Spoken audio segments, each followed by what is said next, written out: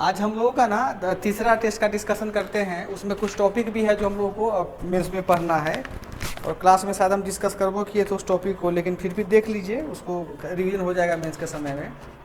देखो test number तीसरा का पेपर 2 का हम डिस्कशन करवा रहे हैं। पेपर 1 का भी सर आएंगे तो वो करवा देंगे।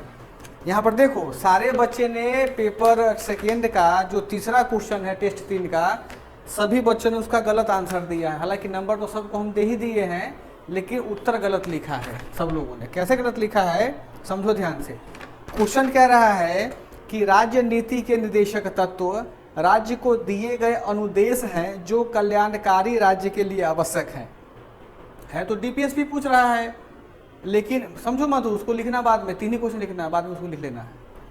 इसमें कह रहा है कि राज्य नीति के निर्देशक तत्व राज्य को दिए गए अनुदेश हैं जो जन कल्याणकारी राज्य के लिए आवश्यक है, टिप्पणी करना है। बच्चा क्या किया है, डीपीएसपी लिख दिया है, गांधीवादी बांट दिया है, उदारवादी बांट दिया है, और क्या होता है समाजवादी में बांट करके लिख दिया है। बच्चा भी उसमें खुश हो गया है कि भाई लिखे हैं उसमें, है ना। अब जरा बताओ इसका आंसर क्या होना चाहिए, कैसे लिखेंगे हम लोग इसका आंसर। सर इसमें कल्याणकारी राज्य का मुख्य जो ध्येय है कि जो समाज में जो नीचे पायदान के लोग हैं, विशेष रूप से जो SC ST और पिछड़ा वर्ग हो गए, महिलाएं होगी, उसके उपबंध है। जैसे इसमें 39 आर्टिकल में समान काम के लिए समान वेतन, उसके बाद उसी में दूसरे पैराग्राफ में 39(2) में है कि सामान के अनुकूल परिस्थिति, जिसी के आधार पर सरकार ने जो है सो मैटरनिटी लीव की प्रोविजन की है। और फिर सामाजिक न्याय की बात की गई कि जब ये लोकतंत्र तभी मजबूत हो सकता है जब सभी के साथ सामाजिक, आर्थिक, राजनीतिक न्याय की अवधारणा हो। और मौलिक अधिकार से तो राजनीतिक न्याय मिल गई, लेकिन डीपीएसपी में जो है सामाजिक आर्थिक न्याय की बात की गई, क्योंकि भारत में बहुत सारे विविधताएं हैं, बहुत सारे से वर्ग गरीबी निरक्षरता में है, तो उनके साथ जब तक विशेष उपबंध नहीं किए जाएंगे तब तक वो समानता में नहीं आ सकते हैं। उनके लिए सामाजिक न्याय की बात की गई है। ठीक है नीरज, ठीक समझ गए। देखो अच्छा मतलब बताए हैं। देखो मधु यहाँ पर क्या है, आप लोग नहीं सुन पाए, स्पीकर लगवा देंगे अगले बजट में तो सब उनका जो बोल रहे थे अब सुनिएगा आप लोग। देखो क्वेश्चन कह रहा है कि राज्य, इसमें तो इसमें कोई बच्चे भी नहीं जुड़े हैं शायद।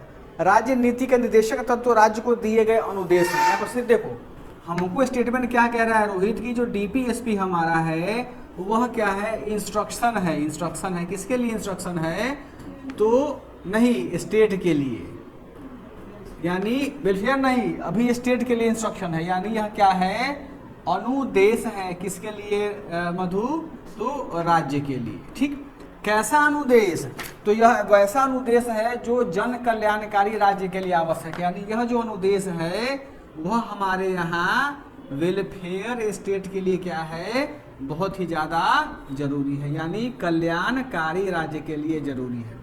अब जरा बताओ तो गौतम, कल्याणकारी राज्य जो होगा हमारा, उसके लिए कल्याणकारी राज्य तुम किसे कह सकते हो, जो राज्य नागरिकों को क्या दे, राजनीतिक बढ़ावा दे, आर्थिक बढ़ावा दे, सामाजिक बढ़ावा दे। हाँ ठीक है,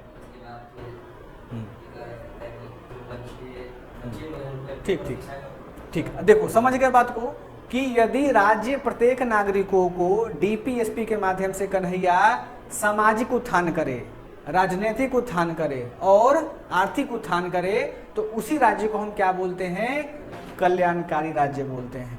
ठीक, अब इसमें क्या है कि इसमें 36 से 51 तक हमको नहीं लिखना है, हाँ, तो चुन के जो आर्टिकल हमारे लिए महत्वपूर्ण है, जिससे ऐसा लगता है कि हमारा स्टेट कल्याणकारी राज्य होगा, हम उसी आर्टिकल्स को लिखेंगे। ठीक, इसको कैसे लिखेंगे, सबसे पहले हम इसको भूमिका लिखते हैं। तो भूमिका में क्या लिखेंगे, भूमिका तो देखो भूमिका का तो सब बच्चों का अपना अलग अलग होता है ना। अपने हिसाब से कैसे लिखोगे मधु इस भूमिका को, कि जो डीपीएसपी है वह भारतीय संविधान के भाग फलाना में, कौन से भाग में है, 3 में है कि 4 में है, 4 में है। अनुच्छेद कहाँ से कहाँ तक है, 36 से 51 तक है। यानी इसमें लिखेंगे कि भारतीय संविधान में राज्यों के लिए जो अनुदेश अर्थात राज्य के नीति तत्व दिए गए हैं, उसकी चर्चा भारतीय संविधान के भाग 4 में अनुच्छेद 36 से लेकर के 51 तक है। परंतु इसमें कुछ वैसे अनुदेश काफ़ी महत्वपूर्ण है, जिस अनुदेश के माध्यम से कोई भी राज्य जन कल्याणकारी राज्य हो सकता है या जन कल्याणकारी राज्य की संकल्पना को स्थापित कर सकता है, वैसे अनुच्छेदों को या वैसे अनुदेशों को हम निम्नलिखित बिंदुओं में देख सकते हैं। हो गया हमारा भूमिका। अब इसी को हमको क्या करना है, इसी को हमको एलाबोरेशन के साथ में अपने उत्तर को लिखना है। तो सबसे पहले हम इसमें कौन से आर्टिकल्स का मेंशन करेंगे, 36 38 से क्या मतलब 36 में तो ये डिफिनीशन है, उसका कोई मतलब नहीं बनता है। हाँ, हम कहाँ से शुरू करेंगे, 38 से, है ना। देखो यहाँ पर समझ में सबको आ गया श्रेषी? श्रेषी समझ में आया तुमको, कहाँ गलती की हो कॉपी में? सर मैं तो दिए ही नहीं, ये टेक्स्ट नहीं। तुम देवे नहीं की हो? हाँ, बच गई। देखो तो आर्टिकल 38 क्या कहता है, बताओ कोई आदमी। आर्टिकल 38 क्या कहता है मधु, बताओ। राज्य सेवा के लिए और सामाजिक न्याय सुनिश्चित करने आर्टिकल 38 कहता है कि जो हमारा स्टेट होगा, जो हमारा, इसमें कोई अंग्रेजी में नहीं ना कोई बच्चा है, बताओ ऑनलाइन वाले तो हिंदी में भी लिखना समय बच जाएगा थोड़ा। आर्टिकल 38 कहता है कि जो हमारा राज्य होगा वह राज्य लोगों को बताओ तो सही क्या बोली हो, लोगों को कल्याणकारी राज्य को बढ़ावा देगा। लोगों को कल्याणकारी राज्य का बढ़ावा देगा। सबसे महत्वपूर्ण यही आर्टिकल है, ठीक है। अब देखो हमने कहा कि आर्टिकल 38 क्या कहता है कि राज्य जो है लोगों को कल्याणकारी राज्य का बढ़ावा देगा, यानी राज्य सरकार अपने यहाँ ऐसे एक्टिविटी करेगा कि लोगों का क्या हो, कल्याण हो। अब इसमें एग्जाम्पल में क्या लिखेंगे, एग्जाम्पल में लिखेंगे कि बिहार सरकार के द्वारा, जो कि बीपीएससी का मेंस दे रहे हैं तो बिहार को तुम डालेंगे ही, इसमें क्या डालेंगे कि बिहार सरकार के द्वारा बिहार को कल्याणकारी राज्य स्थापित करने के लिए बिहार के प्रत्येक निवासियों के लिए विभिन्न प्रकार के कल्याणकारी योजनाओं का क्रियान्वयन किया जा रहा है, जिनमें महिला, जिनमें ट्रांसजेंडर, जिनमें बच्चा, जिनमें पुरुष, सबके लिए योजना का क्रियान्वयन किया जा रहा है। कुछ योजना के उसमें नाम डाल देना, ठीक है पल्लवी। हमारा आंसर क्या होगा, दूसरे बच्चों की तुलना में थोड़ा बेहतर हो जाएगा। जैसे जैसे आर्टिकल लिखेंगे वैसे वैसे हम क्या करते चलेंगे, अपना उनके बिहार में एग्जाम्पल हम देते रहेंगे, ठीक है। अब देखो, अब इसी में हम कहते हैं एक आर्टिकल 39A, आर्टिकल 39 नहीं पढ़ेंगे, आर्टिकल 39A क्या कहता है, आर्टिकल 39A बताओ तो कोई आदमी। गरीबों को नहीं, आर्टिकल 39A कहता है कि राज्य जो होगा वह नागरिकों को समान न्याय देगा, नागरिकता नहीं, समान क्या देगा मधु, न्याय देगा, और प्लस मुफ्त में क्या करेगा, मुफ्त में कानूनी सहायता देगा। अब समझो ध्यान से, समान न्याय का मतलब हुआ कि राज्य सरकार नागरिकों के साथ जाति, लिंग, धर्म, जन्म स्थान जो पढ़ते हैं ना, उसके आधार पर क्या करेगा, भेदभाव नहीं करेगा, सबको क्या करेगा, समान न्याय देगा। पहला बात। दूसरा बात क्या है कि मुफ्त कानूनी सहायता, यानी जो लोग अनुसूचित जाति, जनजाति, अन्य पिछड़ा वर्ग, जाति पिछड़ा वर्ग श्रेणी में है, या जो महिला हैं, उनको राज्य सरकार निःशुल्क कानूनी सहायता उपलब्ध करवाएगा। एग्जाम्पल में क्या लिखेंगे बताओ।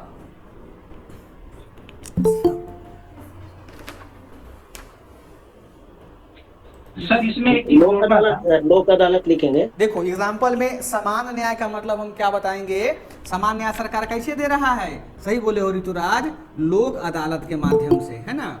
यानी लोक अदालत का कॉन्सेप्ट ऐसा है जिसमें कि कोई भी व्यक्ति जाकर के या कोई भी व्यक्ति को क्या मिलता है, समान न्याय मिलता है। मतलब क्या कि लोगों को तो विभिन्न समस्या होता है ना, जैसे गौतम को जमीन का समस्या होगा, विक्की को पत्नी का समस्या होगा, रोहित को सास ससुर की समस्या होगा, समस्याएं अलग है लेकिन अदालत तो एक ही है ना। वह क्या करेगा, आपके केस के आधार पर आपको न्याय दिलवाएगा। अच्छा, मुफ्त कानूनी सहायता में क्या कहता है, बिहार सरकार ने SC, ST, OBC, EBC और फीमेल कैंडिडेट जो होते हैं, या इसमें और क्या होता है, ट्रांसजेंडर होते हैं, इन 5 कम्युनिटी को, मतलब जितने भी कोर्ट हैं, चाहे वो लोअर कोर्ट हो, डिस्ट्रिक्ट कोर्ट हो या हाई कोर्ट हो, वहां पर बिहार सरकार ने सरकारी वकील क्या किया है, डिप्यूट किया है। यदि अगर रोहित को मधु से केस लड़ना है, रोहित के पास पैसा नहीं है तो रोहित कहाँ जाएगा, सरकारी वकील के पास जाएगा। सर मेरे पास पैसा नहीं है, एक जज को आवेदन देना होता है, तो आपका केस कौन लड़ेगा, सरकारी वकील लड़ेगा, उसको पैसा। हाँ, डिस्ट्रिक्ट अलग से, हर डिस्ट्रिक्ट के अलग से भाई, वो तो सेंसिटिव जोन है, इसी इकोलॉजी में सेंसिटिव जोन होता है ना, उसी सेंसिटिव जोन होता है। तो ये हमारे बिहार के प्रत्येक डिस्ट्रिक्ट ये कोर्ट में है, क्या लिखेंगे, लोअर से लेकर के पटना हाई कोर्ट तक का। ये अलग बात है कि जो सरकारी वकील होता है कुछ पैसा मांग लेता है, लेकिन हाँ सरकार ने प्रोविजन दिया है ना। केंद्र सरकार में क्या है कि नालसा का नाम सुने होंगे आप लोग, है ना। यह नालसा के माध्यम से देखिएगा कि केवल 10 रुपया नाम मात्र का शुल्क है। आपको जितना भी बड़ा केस करना है या जितना ही बड़ा आपको लीगल एडवाइस लेना है पुष्पांजलि, आप इस नालसा की मदद से 10 रुपया का वहाँ जमा करना होता शुल्क, आपको सहायता वो दे देगा। ये एग्जाम्पल हम लिखेंगे। अब जरा बताओ इस 2 पॉइंट के एग्जाम्पल को अगर हम लिखेंगे तो हम नहीं बना पाएंगे। अब देखो समान न्याय मतलब न्याय का मतलब खाली अदालतें थोड़े न्याय देता है। न्याय कौन देता है श्रेयसी, राज्य सरकार न्याय देता है। अब देखे होना कि लोक अदालत का मतलब क्या होता है। आजकल देखोगे कि जो मंत्रिया सब होता है वो क्या लगाता है, जनता अदालत लगाता है ना, क्या बोलते हैं जनता दरबार लगाता है ना। उसमें भी क्या मिलता है, हमको न्याय मिलता है ना।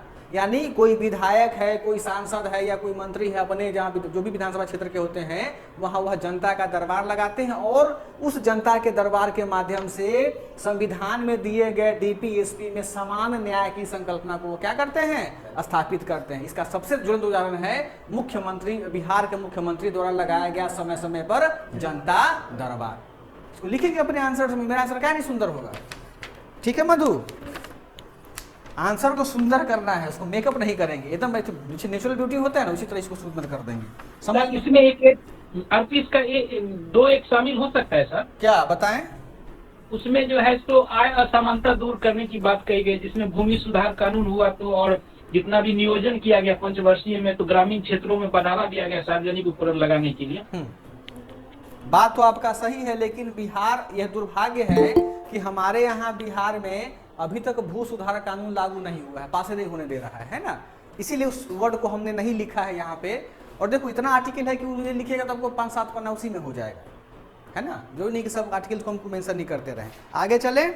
अब एक सबसे महत्वपूर्ण आर्टिकल होता है आर्टिकल 40। बताओ क्या है, ग्राम पंचायत का गठन। इसमें अंग्रेजी माध्यम के कोई बच्चे जुड़े हैं बाद में, बताओ हमको। हम इसलिए हिंदी में लिख रहे हैं, सब हिंदी मीडियम के बच्चा सब है। कोई होगा तो बताइएगा, लिख देंगे, है ना। देखो यानी कौन है, अच्छा अंजलि, शाहरुख खान नहीं, फॉर्मेशन ऑफ पंचायत, राइट। अब देखो इसमें तो समझाने की जरूरत तो नहीं पड़ेगा हमको। यानी बिहार सरकार ने क्या किया है गौतम, पंचायती राज के गठन के साथ में ही ये प्रशासन का क्या किया, विकेंद्रीकरण किया। एक वर्ड लिखेंगे क्या, डिसेंट्रलाइजेशन, यानी विकेंद्रीकरण किया है। जिससे हमारे यहाँ क्या मिल रहा है कि हमारे यहाँ जो लोक कल्याणकारी राज्य का जो संकल्पना है उसका विकेंद्रीकरण कहाँ से हो रहा है, हमारे गांव लेवल से हो रहा है, ग्राम पंचायत से हो रहा है ना। इसी पॉइंट पर एक्सप्लेन कर देना है। अभी सब पर आएंगे, हम चल रहे हैं मधु, तो आराम से चलेंगे ना, पैर फाड़ेंगे तो पैरे ना फट जाएगा, तो घबराओ नहीं, थोड़ा सा सब्र करो। समझ में आ गया। कूदने का काम होता है नील गाय का, हरिण का, देखती हो। इंसान क्या होता है, स्टेप बाय स्टेप चल, है ना। बहुत अच्छा याद आया है, वो पॉइंट होगा इसमें, लेकिन बाद में होगा। अब बताओ आर्टिकल 41 क्या कहता है। देखो आर्टिकल 41 कहता है कि राज्य सरकार प्रत्येक महानिवासियों को क्या देगा, शिक्षा देगा और क्या देगा, है? हाँ काम देगा। और इसमें एक और क्लॉज जोड़ा हुआ, उसको क्या बोलते हैं, लोक सहायता। हाँ उसको बोलते हैं सार्वजनिक सहायता। देखो अंजलि, आप बाद में जुड़े हैं, क्वेश्चन में पढ़ के बता देते हैं ताकि आपको कंफ्यूजन ना हो कि हम क्या डिस्कस कर रहे हैं। क्वेश्चन था कि the directive principle of state policy are given to the state which are necessary for a public welfare state. Comment करना है हमको। यानी इस क्वेश्चन में हमको डीपीएसपी नहीं मेंशन करना है 36 से 51 तक, यानी वैसे आर्टिकल्स को हमको इंक्लूड करना है अपने आंसर्स में जिसके माध्यम से हमारा स्टेट कैसा होगा, वेलफेयर स्टेट होगा, है ना। समझ में आया अंजलि आपको। इसीलिए हम क्या कर रहे हैं कि आर्टिकल्स को जंप करवा करके उसको स्टडी कर रहे हैं। देखो यहाँ पे कि आर्टिकल 41 क्या कहता है, यह डीपीएसपी है ना, तो सब तो डीपीएसपी है, 36 से 51 तक है। इसके माध्यम से कहता है कि स्टेट गवर्नमेंट क्या करेगा, नागरिकों वहाँ के निवासियों को एजुकेशन देगा, क्या देगा, वर्क देगा और क्या देगा, पब्लिक असिस्टेंस देगा। अब देखो शिक्षा में क्या क्या दे रहा है आपको पता है कि बिहार सरकार, हम बिहार की बात करेंगे, जानते हम अदर स्टेट का भी, लेकिन क्या मतलब बोलने का, जो हमारा काम का वही सुनिए आप हमसे, समय भी बचत होगा। ठीक है श्रेयसी। शिक्षा में सरकार क्या कर रहा है, पानी पी लो गौतम। शिक्षा में सरकार क्या कर रहा है शिक्षा में सरकार कर रहा है कि बिहार सरकार ने जो SC ST कम्युनिटी के फीमेल कैंडिडेट हैं उनके लिए क्या किया है, प्रत्येक जिला के ही मुख्यालय में अंबेडकर आवासीय विद्यालय का स्थापना किया है। ये इकोनॉमिक सर्वे में भी दिया हुआ है, इसको मेंशन करना है। यानी बिहार सरकार जो समाज के वंचित वर्ग के लोग हैं उनको क्या दे रहा है, एजुकेशन दे रहा है। प्लस जो EWS कैटेगरी के लोग हैं, यानी जो जनरल में EWS के कैटेगरी के लोग हैं, उनको भी शिक्षा में क्या मिल रहा है, रिजर्वेशन के माध्यम से शिक्षा उनको दिया जा रहा है। इन्हीं चीज़ों को लिखना है वहाँ पे। प्लस बिहार सरकार शिक्षा उत्थान के लिए विभिन्न प्रकार की योजनाओं का क्या कर रहा है, क्रियान्वयन कर रहा है। कुछ योजना का नाम याद है तो लिख देना, अदरवाइज को लिख देना। हाँ, जैसे कन्या उत्थान योजना, मुख्यमंत्री साइकिल योजना, पोशाक योजना है ना, इन्हीं सबको बस योजना का नाम लिखना, उसको डिस्क्राइब नहीं करना है कि भाई साइकिल देता है, वही लिखना एटलस का साइकिल देता है, उसको नहीं लिखना है, बस एक सिंपल सा बात लिख दो, है ना। अब देखो काम का क्या मतलब हुआ श्रेषी, मनरेगा नहीं, मनरेगा तो केंद्र सरकार का है। काम का मतलब हुआ कि बिहार सरकार का यह यानी राज्य का यह दायित्व तो होता है कि प्रत्येक व्यक्ति को जीवन यापन करने के लिए वह क्या दे, काम दे। तो हाँ, तो जैसे बिहार का सबसे बढ़िया एग्जाम्पल बोलिए मधु, जीविका। इसको बीपीएससी पीटी में पूछबो किया था, 66 भी बीपीएससी में पूछा था पीटी में, है ना। यानी बिहार सरकार जीविका कार्यक्रम के माध्यम से क्या कर रहा है, अपने यहाँ के निवासियों को क्या दे रहा है, काम दे रहा है। ठीक, और क्या कर रहा है और कैसे काम देता है, मुख्यमंत्री ग्राम सड़क योजना, जितना भी योजना है जिसमें कि वीमेन का लेबर लगता है उसको हम क्या करेंगे, उस योजना का नाम लिख देंगे, इंक्लूड कर देंगे। बिहार में 33% आरक्षण है। हाँ, ये 38 में आएगा क्या अनुच्छेद में? नहीं, ये 38 में नहीं आएगा, संतोष रखिए, उसका डिस्कस करते हैं हम आगे, है ना। मुख्यमंत्री ग्राम सड़क योजना, और क्या बोली हो, वुमेन का मतलब कैसे रोजगार मिलेगा। गांव में खरंजा बनता है, रोड के बगल में नाला बनता है, पक्की के लिए काम नहीं करती है महिला, नहीं देखी हो, तब अलग प्रावधान नहीं। काम का मतलब मेल को भी देगा, पुरुष को भी देगा, इसमें थोड़ी लिखा कि खाली महिला को काम देगा। काम का मतलब हुआ मेल को भी देगा और किसको देगा, फीमेल को भी देगा। देखती हो ना कि बिहार में जहाँ जहाँ सरकारी काम होता है वहाँ महिलाओं को प्राथमिकता दिया जाता है काम, है ना। हमारे में सर मनरेगा में 54% महिला लोग वर्क की है। हाँ, बताइए, ठीक है, आगे चले। अब देखो सार्वजनिक सहायता का यह मतलब हुआ कि बिहार सरकार प्रत्येक स्तर पर लोगों को सार्वजनिक सुविधा देगा। सार्वजनिक सहायता में क्या क्या देता है बताओ। जैसे तुम्हारे घर में आग लगा, कुछ नहीं पड़ेगा तो क्या एक नंबर डायल करते हो ना, 109 या 112, जो है 112 है वो। यानी बिहार सरकार कुछ ऐसे IT का यूज करके कुछ पार्टिकुलर नंबर को जारी किया है जिसका प्रयोग सार्वजनिक रूप में सहायता के रूप में कर सकते हैं। अब देखते हो ना, बिहार सरकार का कोई भी योजना का लाभ लेना है, फोन लगा लो। एम्बुलेंस हो गया, फायर ब्रिगेड हो गया, पुलिस हो गया, आपदा प्रबंधन का टीम हो गया, यहाँ तक कि बिहार सरकार ने सभी DM का नंबर सार्वजनिक किया है। हिम्मत है तो फोन करोगे, DM मेरा काम नहीं हो रहा, काम करके बताओ, रहता है ना, प्रणाम होता है, DM SP सब का नंबर दिया रहता है। तो इन्हीं सहायता को क्या करने के लिए, देखो आंसर का ना खूबसूरती बढ़ाना अपने हाथ में है कि जो भी बिहार में दिखाई देता है ना, ये सब बुक में नहीं मिलेगा, समझी मधु। ये सब जितना सोचोगी टॉपिक को उतना ही तुम्हारा दिमाग साफ होगा, उसको लिखोगी अपने आंसर से। हाँ, प्राथमिक स्वास्थ्य सेवा जो हुआ वो भी तो हमको दे रहा है ना, वो थोड़ी बोलता है खाली हम देखेंगे। वृद्धा पेंशन, विकलांग पेंशन सब। हाँ, वृद्धा पेंशन, विकलांग पेंशन, उसके बाद की विकलांगों को साइकिल देता है। पहले एक समय, हाँ जो भी है, बहुत चीजें, टेलीमेडिसिन, हर चीजें हैं, तो उतना तो लिखते चलेंगे। लेकिन हाँ, अपने आंसर को दूसरों से क्या बनाना है, बेहतर बनाना है। आगे चले, कंफ्यूजन होगा पूछना, रिवीजन भी कर लो सारे ऑडिटर जिनको मेंस देना है। अगर DPSP पूछता है, समझी केसरी, या गलत आंसर लिख कर आए तो तुमको मारेंगे बड़ी मार। एकदम दूसरों से बढ़िया आंसर लिखना है, तोड़ के लिखना है एकदम, है ना। देखो अब आर्टिकल 42 पर जाते हैं कि आर्टिकल 42 के माध्यम से हम कैसे वेलफेयर स्टेट बनते हैं, बताओ। कोई बताएगा आर्टिकल 42 क्या कहता है? जी बताएं। देखो यह कहता है वर्क प्लस मैटरनिटी लीव, है ना। यानी काम प्लस, इसको क्या बोलते हैं हिंदी में, प्रसूति नहीं बोलते हैं, मातृत्व अवकाश बोलते हैं। हाँ, प्रसूति वाला 43 में है। अब देखो इसमें काम और मातृत्व का मतलब हुआ क्या कि बिहार सरकार या कोई भी स्टेट गवर्नमेंट को तो क्या करेगा, यदि वो फीमेल वर्कर है, क्या है, यदि वह फीमेल वर्कर है और यदि उनके पेट में बच्चा है, उनको मातृत्व अवकाश तो मिलेगा ही मिलेगा।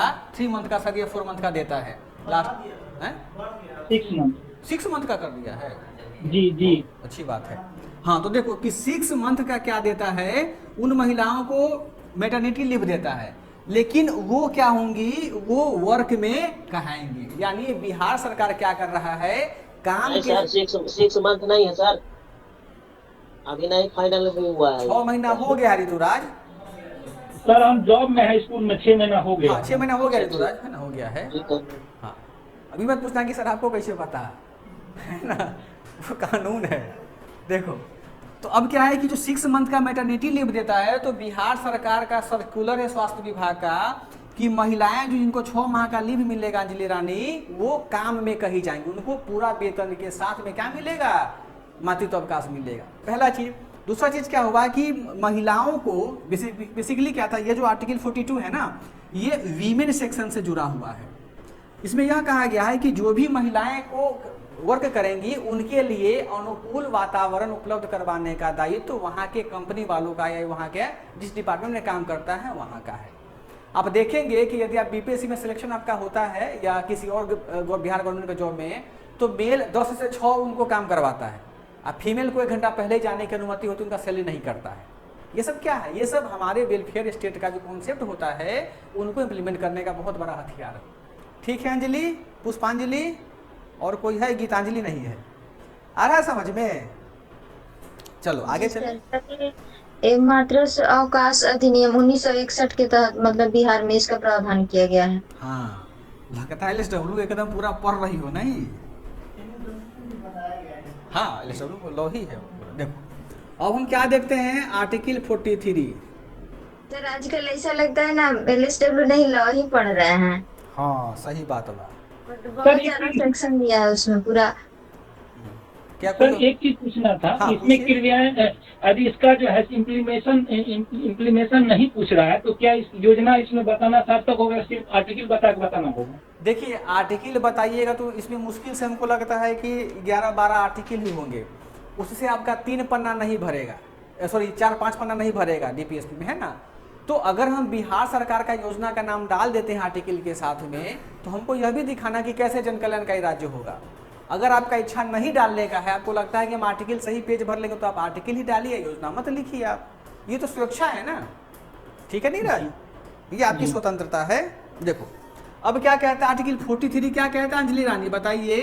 इसमें क्या कहता है कि श्रमिकों के लिए न्यूनतम जीवन निर्वाह मजदूरी, न्यूनतम जीवन निर्वाह मजदूरी यानी मिनिमम अरे गलत लिखा, minimum wages for labour, sorry to labour for living. अब देखो इसमें स्पष्ट कहता है मधु कि जो श्रमिक वर्ग का लोग होगा उसको न्यूनतम इतना वेतन मिलवे करेगा ताकि वो आराम से रोटी खा सके, है ना, 2 वक्त का खाना खा सके। अब देखो इसमें क्या है कि आपके पास जो भी योजना है, जैसे कि मनरेगा हो गया या जो भी योजना है, उन योजना में देखोगे कि एक उसमें मिनिमम वेजेस तय है। कितना है? 296 रुपया है, 92 रुपया है, भरा हुआ, चूंकि हम काम नहीं करते मनरेगा, हमको नहीं पता है। 96 है। कितना 96 है? 296 था, 2-3 नहीं, 296 से बढ़ गया है। 296 तो हमको पता था वो बढ़ गया हुआ है। यानी देखो 310 की 320 यही है सर। हाँ, उसमें जो भी हो, देखो मान लो ये डाटा हम लिख रहे हैं, उसको क्रॉस चेक कर लेना। मान लो कि 310 रुपया भारत सरकार कहता है कि मनरेगा के तहत हम न्यूनतम वेतन देंगे, लेकिन आपने पढ़ा होगा कि मनरेगा में जो भी काम करता है बिहार सरकार अलग से कुछ 50-60 रुपया जोड़ करके 360 रुपया 370 रुपये उसको देता है, हर स्टेट यह दे रहा है। तो यह हम मनरेगा का बात नहीं कर रहे हैं, आपको यह बताना है कि बिहार सरकार विभिन्न प्रकार के मजदूरों को एक न्यूनतम वेतन तय कर दिया। जैसे कि देखो राजमिस्त्री का, है ना, राजमिस्त्री को स्किल्ड लेबर में बोला जाता है, तो राजमिस्त्री का वेतन तय है कि उसको कम से कम 186 रुपया मिलना ही चाहिए मिनिमम, लेकिन देता कितना है? 500, 600, 700 रुपये चल रहा है। 500 में तो आजकल लेबर नहीं मिलता है, पटना में 900 रुपया राजमिस्त्री का है और 500 रुपया लेता है लेबर का।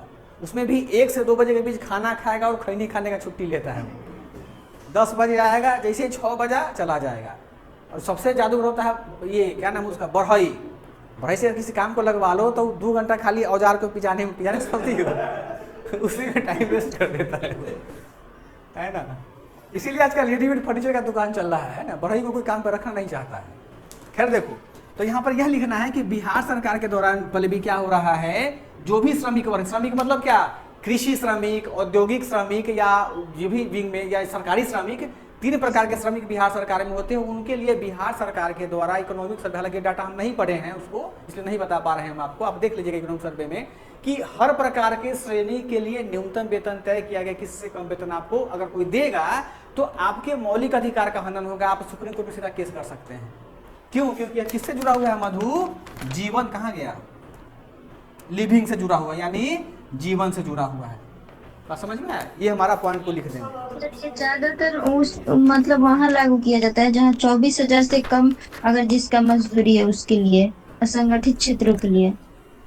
हे मेनू LSW के नियम लागू ना कर पल भी, ठीक बा, ए में कहीं कहीं होकेला लागू, जैसे दिक्कत हो जाएगी। सब स्टेट में सब अलग अलग सिस्टम है। हाँ, हर स्टेट में अलग अलग प्रणाली है। बिहार के अनुसार नहीं चलना। हाँ, बिहार के अनुसार चलना है। फिर हम जैसे देखा पल भी, कहीं कोचिंग के फीस GS मेंस के बा, कहीं 60,000 बा, कहीं 20,000 बा, कहीं 30,000 बा। मधु काहे कि ये सब असंगठित क्षेत्र बा। ऐसे क्या बोल रहे हैं? ऐसे काहे बोल रहे हैं? भोजपुरी समझती हो भोजपुरी? सबसे बेकार भाषा भोजपुरी है नहीं? सबसे अच्छा है सर, ऐसा नहीं बोलिए, बुरा लग रहा है। देखो अब अंजलि, आपको समझ में आ रहा है टॉपिक?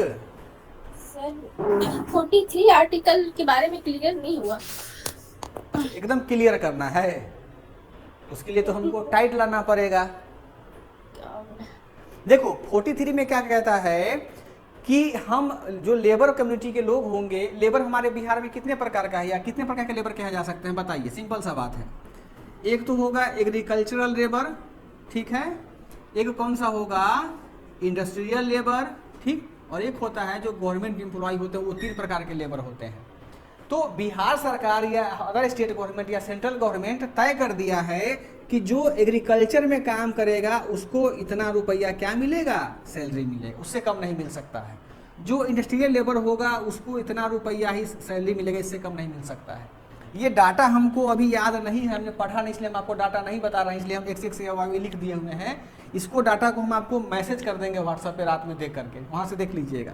और जो गवर्नमेंट एम्प्लॉय है उनको मान के चलो कि कुछ सैलरी तय कर दिया, इससे कम उसको नहीं मिलेगा, उससे अधिक जितना तुम दे सको उससे कम तुमको नहीं देना है। यही तो है इसमें समझने वाली क्या बात है, सिंपल सा है। अब देखो, अब इसी में कहता है आर्टिकल 43B, आर्टिकल 43B क्या कहता है बताएं कोई आदमी? कुटीर उद्योग सर, कुटीर उद्योग ग्रामीण क्षेत्रों में ये चर्चा कहता है सहकारी, हाँ, बाप रे सोसाइटी कौन बोला है? अच्छा, कोऑपरेटिव सोसाइटी। हमको लगा बाप रे सोसाइटी कौन सा सोसाइटी आ गया। अब देखो आर्टिकल 43B जो है वह कहता है कि प्रत्येक राज्य सरकार अपने यहाँ क्या करेगा, कोऑपरेटिव सोसाइटी बनाएगा। बताओ तो मधु रानी, कोऑपरेटिव सोसाइटी में क्या क्या काम करते हैं हम लोग? कोऑपरेटिव सोसाइटी किसी को पता है? मधु को बोलती है हमको नहीं पता है। पता है सर, बताइए क्या है, बताओ विकी।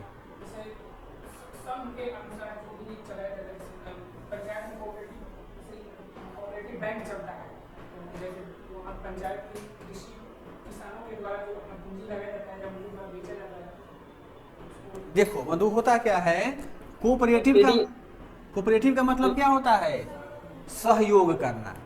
जैसे मान लो तुम्हारा भागलपुर में कहीं घर है, पीरपैंती में मान लो घर होगा, पीरपैंती जानती हो ना, मान लो तुम्हारा वहाँ गांव है, तुम एक फीमेल हो, तुमको घर का काम करना, तुमको मान लो पापड़ बनाने का काम मिला, पढ़ी लिखी तुम नहीं हो, तुमको घर में काम करना है, तो तुम क्या करोगी, 5-6 महिलाओं का समूह बनाएंगी। सखी होती है ना गांव में, सखी सहेली, हाँ, जीविका जैसा ही होता है।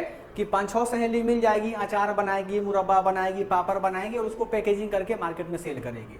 यानी समूह में रह करके अपने वर्क को इम्प्लीमेंट करना बना, उसी को बोलते हैं कोऑपरेटिव सोसाइटी।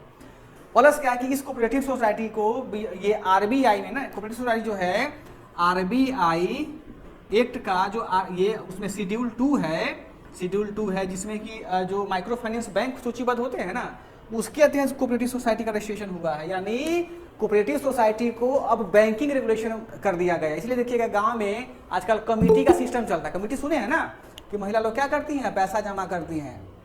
जिसको नहीं करना डिस्कशन निकल जाओ, बार बार में आता हो जाते हो, कोई मतलब तो नहीं बनेगा, इस पर नहीं करोगे कुछ, तो वो क्या करेगा, वो अपने कोऑपरेटिव सोसाइटी में पैसा भी इकट्ठा करता है। जैसे मान लो कि 5-6 ग्रुप का महिला है ना, उसमें 1000 रुपया महीना तुम जमा किया, 1000 रुपया मतलब 6000 का महीना जमा हुआ। तुम्हारे घर में शादी है तुम्हारी बच्ची का, तो तुम क्या करोगी, वो कमिटी लोन पर लोगी, उसका ब्याज कम होता है। ऐसे बहुत सारे काम होते हैं। और बिहार सरकार कोऑपरेटिव सोसाइटी का सिक्योरिटी लेता है। जैसे मान लो कि 6 गो महिला है, वो कमेटी खोली, पैसा 100,000 रुपये जमा करेगा, कोई महिला निकल गई, चोर चुहारता हो, पैसा लेकर भाग गई, तो क्या करोगी। तो उस 6000 रुपये का सिक्योरिटी कौन लेता है, गवर्नमेंट ऑफ बिहार। बिहार सरकार में ये चीज़ें हैं, बिहार सरकार सिक्योरिटी लेता है उसका। तो सोचो, देखो बिहार गवर्नमेंट है ना, बहुत काम किया है। हाँ, जैसे बैंक चलता है ग्रामीण बैंक,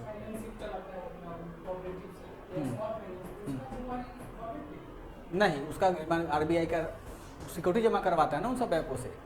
केवल कोऑपरेटिव सोसाइटी की जिम्मेदारी सरकार लेती है। बाकी जो भी स्मॉल या माइक्रो फाइनेंस बैंक होते हैं, उस बैंक को आरबीआई लाइसेंस देता है, बदले में उससे 500 करोड़ 1000 करोड़ रुपया सिक्योरिटी डिपॉजिट करता है कि बैंक तुम पैसा लेकर भागोगे तो कस्टमर को कहाँ से पैसा देंगे, वही जमा वाला पैसा देते हैं उसको, है। यही अंतर होता है।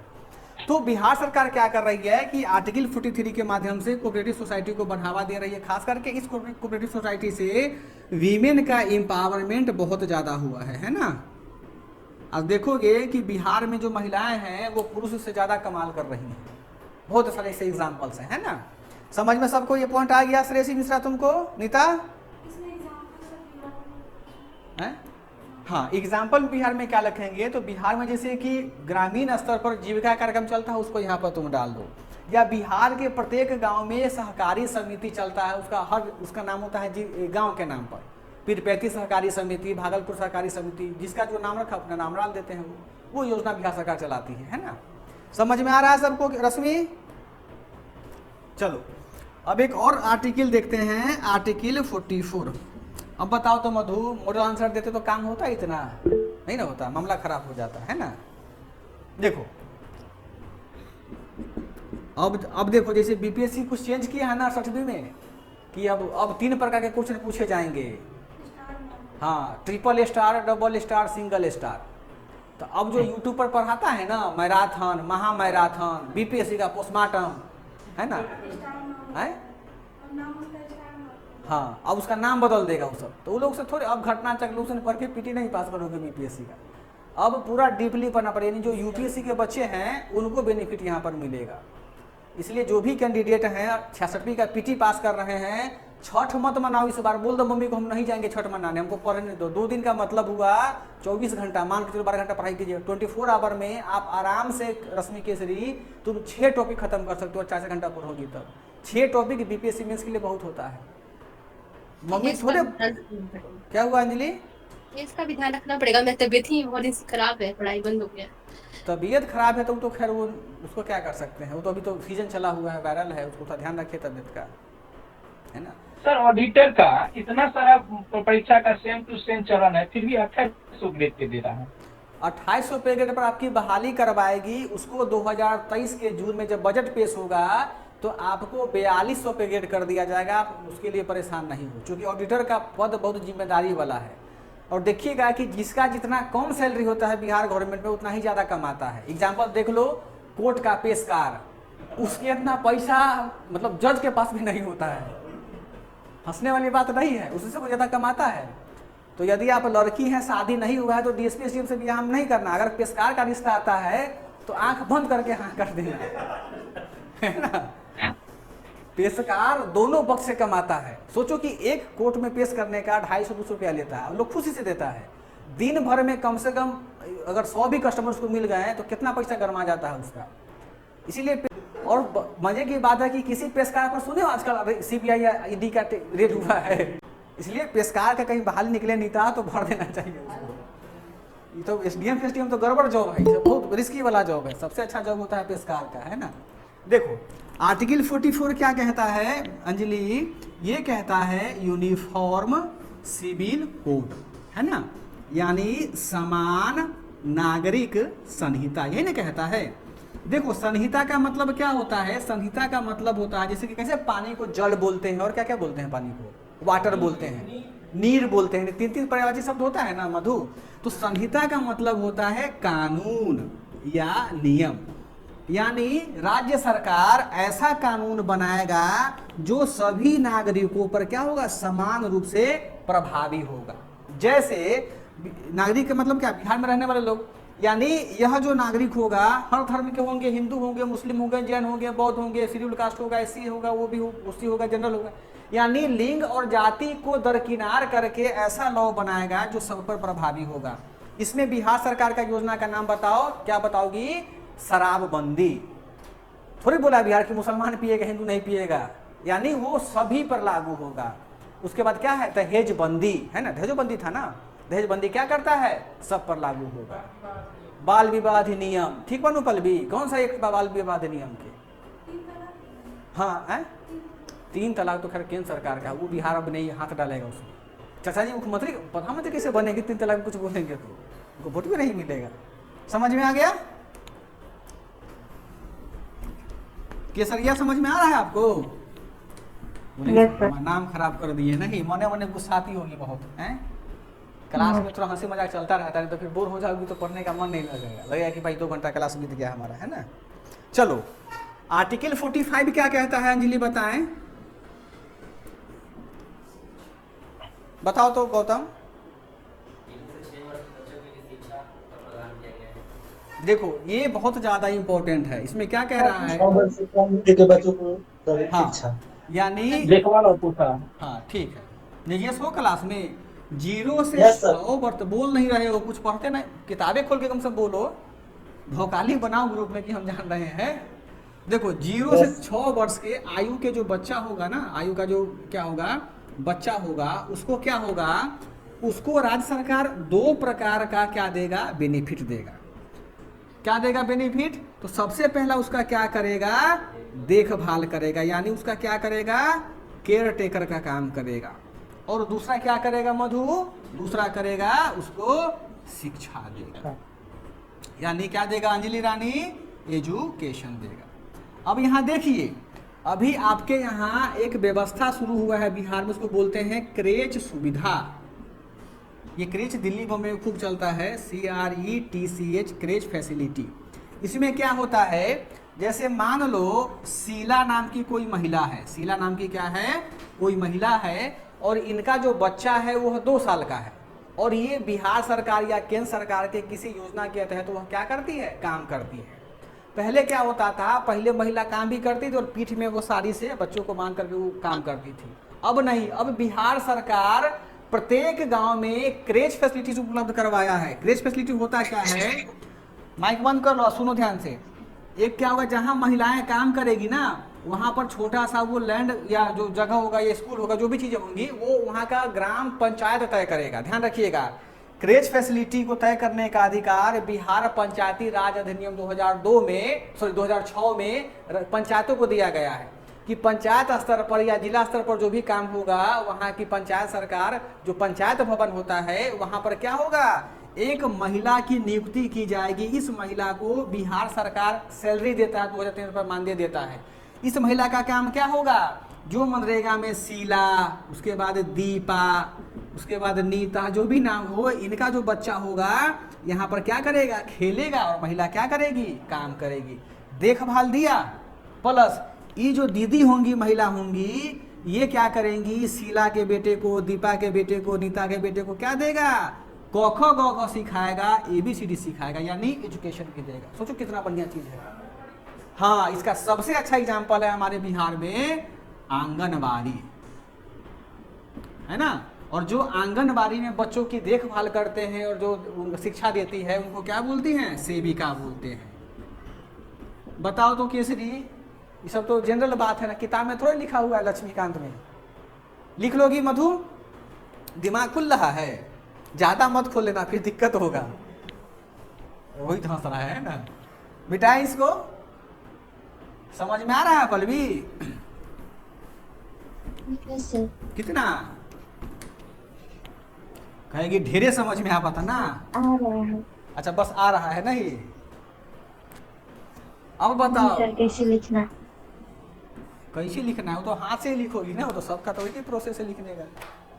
अब बताओ तो पल्लवी रानी, आर्टिकल 46 जो है वो क्या कहता है? 46 में लिखे हैं SC के लिए जो है उनके लिए बहुत बढ़िया। देखो नीजिए, अच्छा है। आर्टिकल 46 क्या कहता है? राज्य सरकार एससी का मतलब क्या हुआ? Supreme court schedule caste. Schedule caste. निजेश कितना कस के बोला शेड्यूल कास्ट? सम्मान से बोलो, केस हो जाएगा तो तुमको पेलो नहीं मिलेगा। अनुसूचित जाति। हाँ हाँ, अनुसूचित जाति। अभी इस धरती पर दुइये को भगवान है, एससी और एसटी। कुछ अगर बोल दोगे सीधे कहाँ पहुंचाएगा? Supreme court. अब बेल इसे मिलवे नहीं करेगा, है ना? देखो एससी हो गया, इसका मतलब क्या हुआ? यूज होता बहुत ज्यादा, इसलिए क्या हुआ? इसका मिसयूज बहुत ज्यादा होता है। अब भाई मिस बोले ना, इसका मिसयूज काफी। अच्छा मिसयूज होता है कि क्या होता है वो तो खैर कानून तय करेगा पल्लवी, है ना, या वकील तय करेगा। देखो यानी राज्य सरकार अनुसूचित जाति, अनुसूचित जनजाति, क्लासे में न हो मधु, भूख लगी है तो खाना मंगवा देंगे, नीचे है कन्हा की रसोई, अच्छा रेस्टोरेंट है। देखो अनुसूचित जाति और अनुसूचित जनजाति प्लस कमजोर वर्ग, कमजोर वर्ग यानी वीकर सेक्शन, ये 3 वर्ड यूज किया है, ध्यान रखिएगा आप लोग आर्टिकल 46 में। अनुसूचित जाति, अनुसूचित जनजाति प्लस कमजोर वर्ग। कमजोर वर्ग कौन होगा? मधु कह रही है कि जिसका वजन 20 किलो से कम होगा वो होगा कमजोर वर्ग। नहीं, कमजोर वर्ग का मतलब होता है आप किसी भी जाति के हो, भले ही आप ब्राह्मण ही क्यों ना हो, लेकिन आपका यदि राजनीतिक उत्थान नहीं है, भाई ब्राह्मणों में तो गरीब लोग हैं ना, आपका राजनीतिक उत्थान नहीं है, आर्थिक उत्थान नहीं है, तो आपको सरकार क्या देगा? रिजर्वेशन दे करके आपको विभिन्न सेक्टर्स में, हाँ आपको रिजर्वेशन क्या करेगा? आपका उत्थान करेगा। यानी आर्टिकल 46 कहता है हमारा कि राज्य सरकार अनुसूचित जाति, अनुसूचित जनजाति और कमजोर वर्गों को क्या करेगा? उत्थान करने के लिए विभिन्न प्रकार के योजनाओं का विकास करेगा और जन कल्याणकारी योजनाओं का क्रियान्वयन करेगा। ठीक है, समझ में आया? प्लस क्या करेगा? इनको शिक्षा में भी क्या करेगा? शिक्षा में भी क्या करेगा? विशेष रियायत देगा, विशेष रियायत देगा। अब देखो आर्टिकल 46 का सहारा लेकर के ही, यह तो डीपीएसपी है, इम्प्लीमेंटेशन सरकार करे ना करे तो केस तो नहीं कर सकते हैं। इसी का क्या लेकर के मधुरानी पावर लेकर के भारत सरकार ने इकोनॉमिक, नहीं बोलते हैं, इकोनॉमिकल वीकर सेक्शन का क्या किया है? 10% रिजर्वेशन दिया है। नतीजा आज यह हो गया है कि एससी का कट ऑफ बराबर ईडब्ल्यूएस का कट ऑफ है।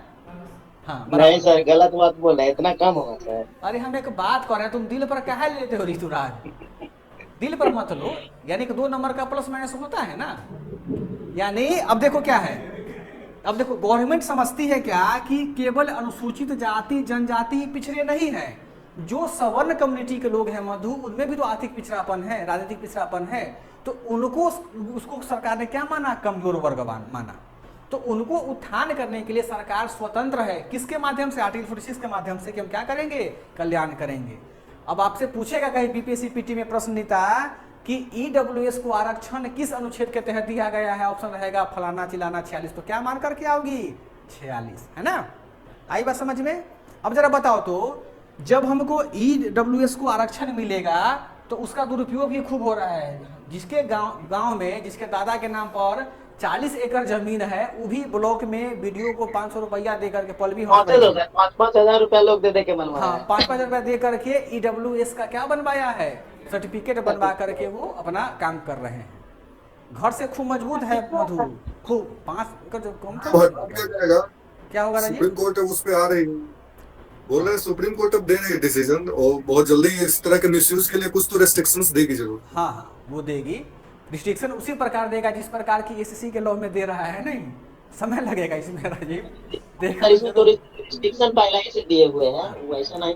देखो दिक्कत क्या है कि दिक्कत है क्या कि बिहार को सरकार के पास ना जांचने का पैमाना ही नहीं है। बता तो दिया कि 8 लाख से कम सैलरी हो, इतना जमीन हो, लेकिन गवर्नमेंट जॉब में, लेकिन बहुत गवर्नमेंट जिसके पिताजी हेडमास्टर हैं वो बनवा लिया हुआ ईडब्ल्यूएस के। हेडमास्टर को सैलरी मिलता है 1.25 लाख रुपया।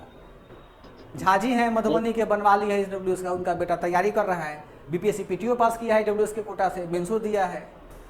तो वैसे बहुत है सर, अब कुछ चेंजिंग हुआ है, बहुत देख रेख के बाद हो रहा है। देखो अब एक तो राज हमको यहाँ बहस नहीं करना है, हमको बस दिखाना है कि आर्टिकल 46 क्या कहता है कि यदि सरकार को लगेगा कि कोई सवर्ण कम्युनिटी के लोग भी अगर कमजोर हैं आर्थिक रूप से, राजनीतिक रूप से, तो उसको सरकार क्या करेगा, आरक्षण देकर के उसको समाज की मुख्य धारा में जोड़ेगा। इससे क्या होगा अब जरा बताओ तो। इससे यह होगा कि अब एसएससी ईडब्ल्यूएस का हमने बताया कि कट ऑफ एग्जाम्पल हम बताए हैं, समाज में क्या होगा, दोनों भाईचारा बढ़ेगा। देखो गलत पॉइंट से नहीं देखना है, पॉजिटिव पॉइंट देखो। यदि ईडब्ल्यूएस और एसएससी को एसटी को समान आरक्षण मिला या जो भी उनके प्रोविजन से समान होगा ना, तो समाज में सबका विकास होगा। मिसयूज तो सबका होता है। ठीक है, देखो आर्टिकल 47 में क्या कहता है, विक्की बताओ। जीवन स्तर को ऊंचा उठाने हेतु राज्य सरकार प्रयास करेगा। हाँ बहुत बढ़िया। यानी सार्वजनिक स्वास्थ्य में क्या करेगा, राज्य सरकार सुधार करेगा। सुधार करने का प्रयास करेगा। यानी हाँ शराबबंदी जो हुआ आर्टिकल 47 ने कहा है। यहाँ पर देखो पब्लिक हेल्थ को इम्प्रूव करने का क्या करेगा अंजलि रानी, यह काम करेगा कौन, स्टेट गवर्नमेंट। अब देखो यहाँ पे पब्लिक हेल्थ को इम्प्रूव कैसे करेगा, तो बिहार सरकार जो क्या करेगा, जगह जगह प्राथमिक स्वास्थ्य केंद्र खोला हुआ है। प्लस की 2014 में जब इकोनॉमिक सर्वे पेश किया गया बिहार सरकार का, पहली बार हमारे बिहार में चलंत एम्बुलेंस और चलंत डॉक्टर का कॉन्सेप्ट आया। उसको बोलते हैं मूविंग एम्बुलेंस विथ डॉक्टर, यानी चलंत एम्बुलेंस को हिंदी में क्या बोलते हैं, वही ना बोलते हैं। अच्छा किसी का हिंदी नहीं होता है, नहीं, चलंत एम्बुलेंस के साथ डॉक्टर। अब देखो क्या है इसमें, बहुत अच्छा कॉन्सेप्ट है ये सार्वजनिक स्वास्थ्य को सुधार करने के लिए कि ये बिहार सरकार में के अंतर्गत जितने भी सरकारी मेडिकल कॉलेज, जैसे पटना मेडिकल कॉलेज पटना का, नालंदा मेडिकल कॉलेज नालंदा का हो गया, अब दरभंगा मेडिकल कॉलेज हो गया, मुजफ्फरपुर का SKMCH हो गया, तो उसके जो डॉक्टर्स होंगे सबको बिहार सरकार ने क्या दिया, एम्बुलेंस दिया है, एम्बुलेंस का ड्राइवर दिया हुआ है। तो उस एम्बुलेंस में 2 डॉक्टर, एक मेल डॉक्टर, एक फीमेल डॉक्टर, एक कंपाउंडर और एक नर्स और एक ड्रेसर रहेगा, यानी 5 मतलब टेक्निकल स्टाफ रहेगा डब्ल्यू छोड़ करके। वो एम्बुलेंस में बैठ करके गांव जाएंगे और क्या लगाएंगे, उसको क्या बोलते हैं? हाँ शिविर लगाते हैं, शिविर लगा देंगे और वहां पर क्या होगा, लोग अपना आकर के इलाज करवाएंगे।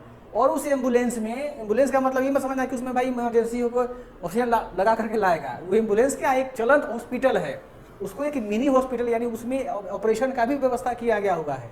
यदि आपको बवासीर है, कुछ छोटी समस्या है, तो उसका इलाज वहाँ एम्बुलेंस में ही हो जाएगा। छोटा मोटा टाका है, टाका दिलवाना है, टाका भी आपको वहाँ पर जाएगा।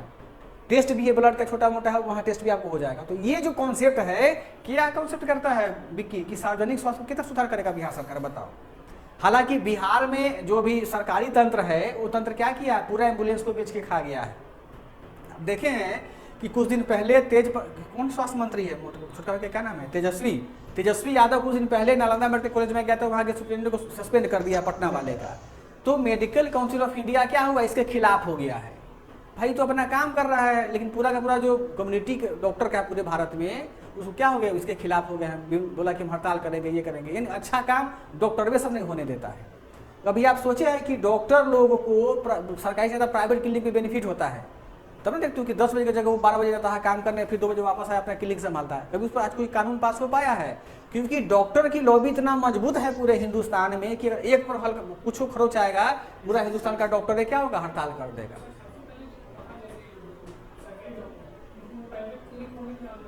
नहीं मिलना चाहिए। ठीक उसी प्रकार की जो बीपीएससी का सिलेक्शन होता है, कोचिंग नहीं खोले वो, है ना। लेकिन अभी क्या कीजिएगा, खैर चलो। तो ये चीजें हैं क्या कि इसको लिखना है, चलंत एम्बुलेंस के साथ डॉक्टर। ये बिहार सरकार का कॉन्सेप्ट है, 2014 में पहली बार आया हुआ था। योजना नहीं है, एक प्रकार का प्रोग्राम है, ये लिख लेना। चलंत एम्बुलेंस के साथ डॉक्टर का सुविधा जो गांव में शिविर लगाते हैं उसके माध्यम से आपको गांव में इलाज होता है। ठीक है, समझ में आ रहा है केसरी? अच्छा, लंबा तो क्लास हो गया डिस्कशन का, लेकिन उम्मीद करते हैं कि समझ में आ गया होगा, है ना? कोई बात नहीं, थोड़ा सा लंबा वक्त तो होने दीजिए। आपको अंजलि समझ में आता है?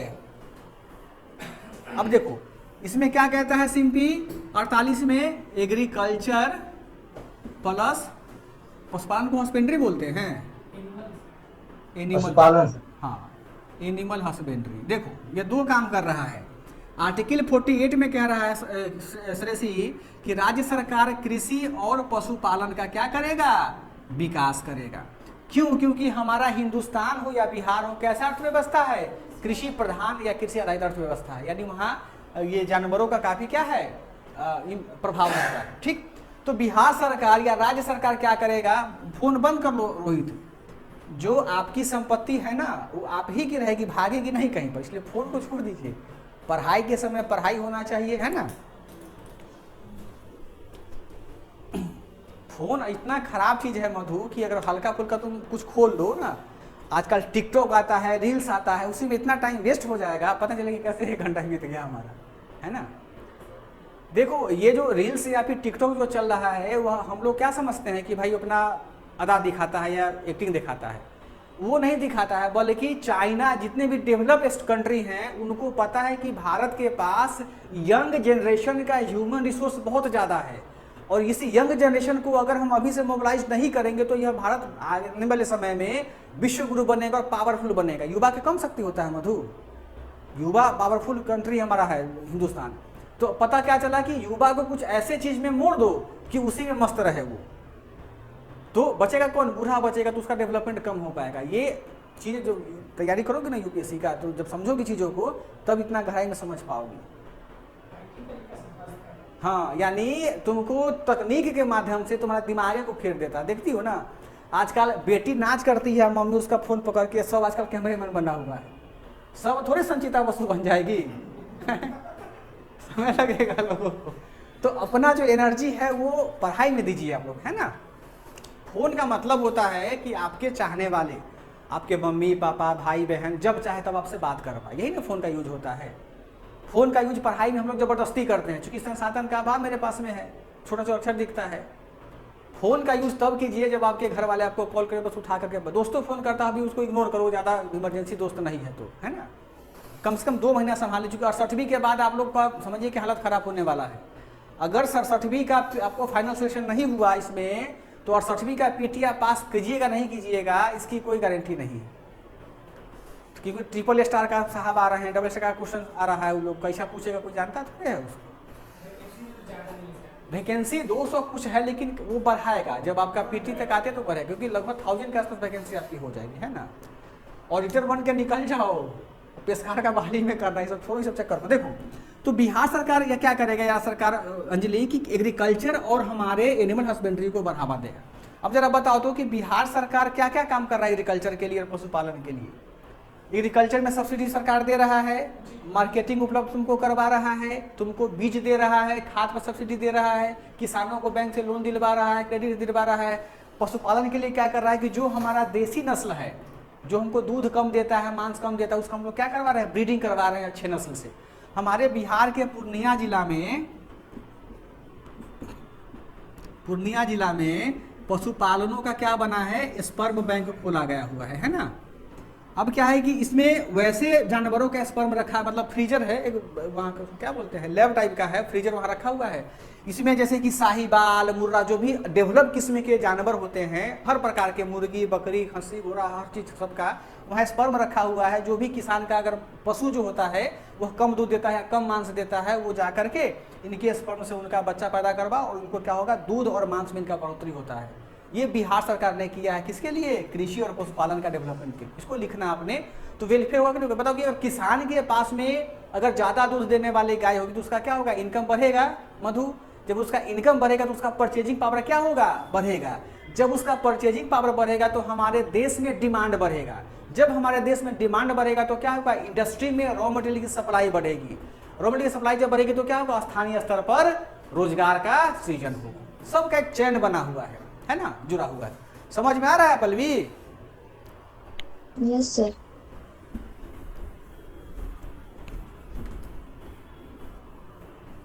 कभी तुम पढ़ाओ, हम बैठ के पढ़ेंगे, है ना, थक जाता है आदमी खड़ा होते होते, नहीं पल्लवी? आता है ना? क्या आता है? उतना नहीं आता है ना अभी। देखो, पढ़ाने के लिए आना थोड़ा जरूरी है, बोलना जरूरी है। समझा दो कैसे भी, ढील घूर रहा है क्या इसमें? मधु मन लगा के पढ़ो, कुछ अगर दिक्कत है तो बताओ, प्यास लगी हो, भूख लगी हो, चाय पीना हो, कॉफी पीना हो, या क्लास अगर लेंदी लग रहा हो तो बताइए। हम पूरा समस्या क्लासे में होता है। आगे चलें। अब देखो, आर्टिकल 48 ए क्या कहता है बताओ, काफी महत्वपूर्ण है। हमने बताया था बीपीएससी ने 3 क्वेश्चन पूछा है पीटे में इस बार। बताओ तो मधु, क्या है आर्टिकल 48 है? सर पर्यावरण संरक्षण। बहुत बढ़िया बात। हाँ, पर्यावरण संरक्षण और क्या है, वन्य जीव सुरक्षा। ठीक, यानी environmental protection plus wild life security. समझ में आ रहा है नीता? देखो, प्रत्येक राज्य सरकार का यह दायित्व होगा कि वह अपने यहाँ पर्यावरण को संरक्षित रखे और वन्य जीव को क्या दे, सुरक्षा प्रदान करे। देखो, तो बिहार सरकार ने क्या किया है, पर्यावरण संरक्षण करने के लिए वो क्या किया है, भागलपुर में क्या किया है, रिंगिंग बर्ड स्टेशन खोला है ना। सही बनाई थी, गलत की थी, जानती थी? बहुत अच्छा। पहला चीज। दूसरा चीज क्या था, वल्चर प्रोटेक्शन, हाँ, वल्चर प्रोटेक्शन सेंटर कहाँ खुला है, पूछा है पीटी में भी। वल्चर मतलब तोता, गिद्ध होता है ना। तो बताओ तो गिद्ध संरक्षण केंद्र कहाँ खोला गया है? सर बीटीआर में। हाँ, वाल्मीकि टाइगर रिजर्व बीटीआर में। पूछा है ना पीटी में, नहीं बनाई थी, नहीं पढ़ी, होता है क्वेश्चन गलत हो जाए। तो ये क्या है, हमारे यहाँ प्रोटेक्शन हो रहा है। ठीक। दूसरा बात क्या है कि बिहार का जो कांवर ताल है, कांवर लेक कहाँ है, निजेश के घर के पास, नहीं निजेश? बेगूसराय में है। इस कांवर ताल को बिहार सरकार के प्रयास से बिहार का पहला क्या किया गया है, वेटलैंड। हाँ, वेटलैंड की रामसर साइट है, रामसर साइट। हाँ, वेटलैंड दोनों अलग चीज। रामसर साइट घोषित किया गया है, यानी रामसर साइट घोषित होने का मतलब हो गया कि इस पर अंतर्राष्ट्रीय संगठन का नजर पड़ेगा।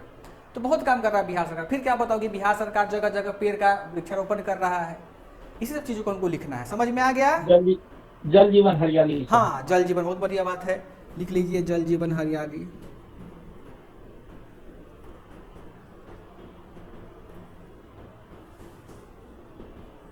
अररिया के रानीगंज में सर हाँ, दूसरा हाँ, उसके बाद एक और लिख लीजिएगा कि अररिया के रानीगंज में सेकेंड क्या बन रहा है बिहार का, चिड़ियाघर। हाँ, जू बन रहा है।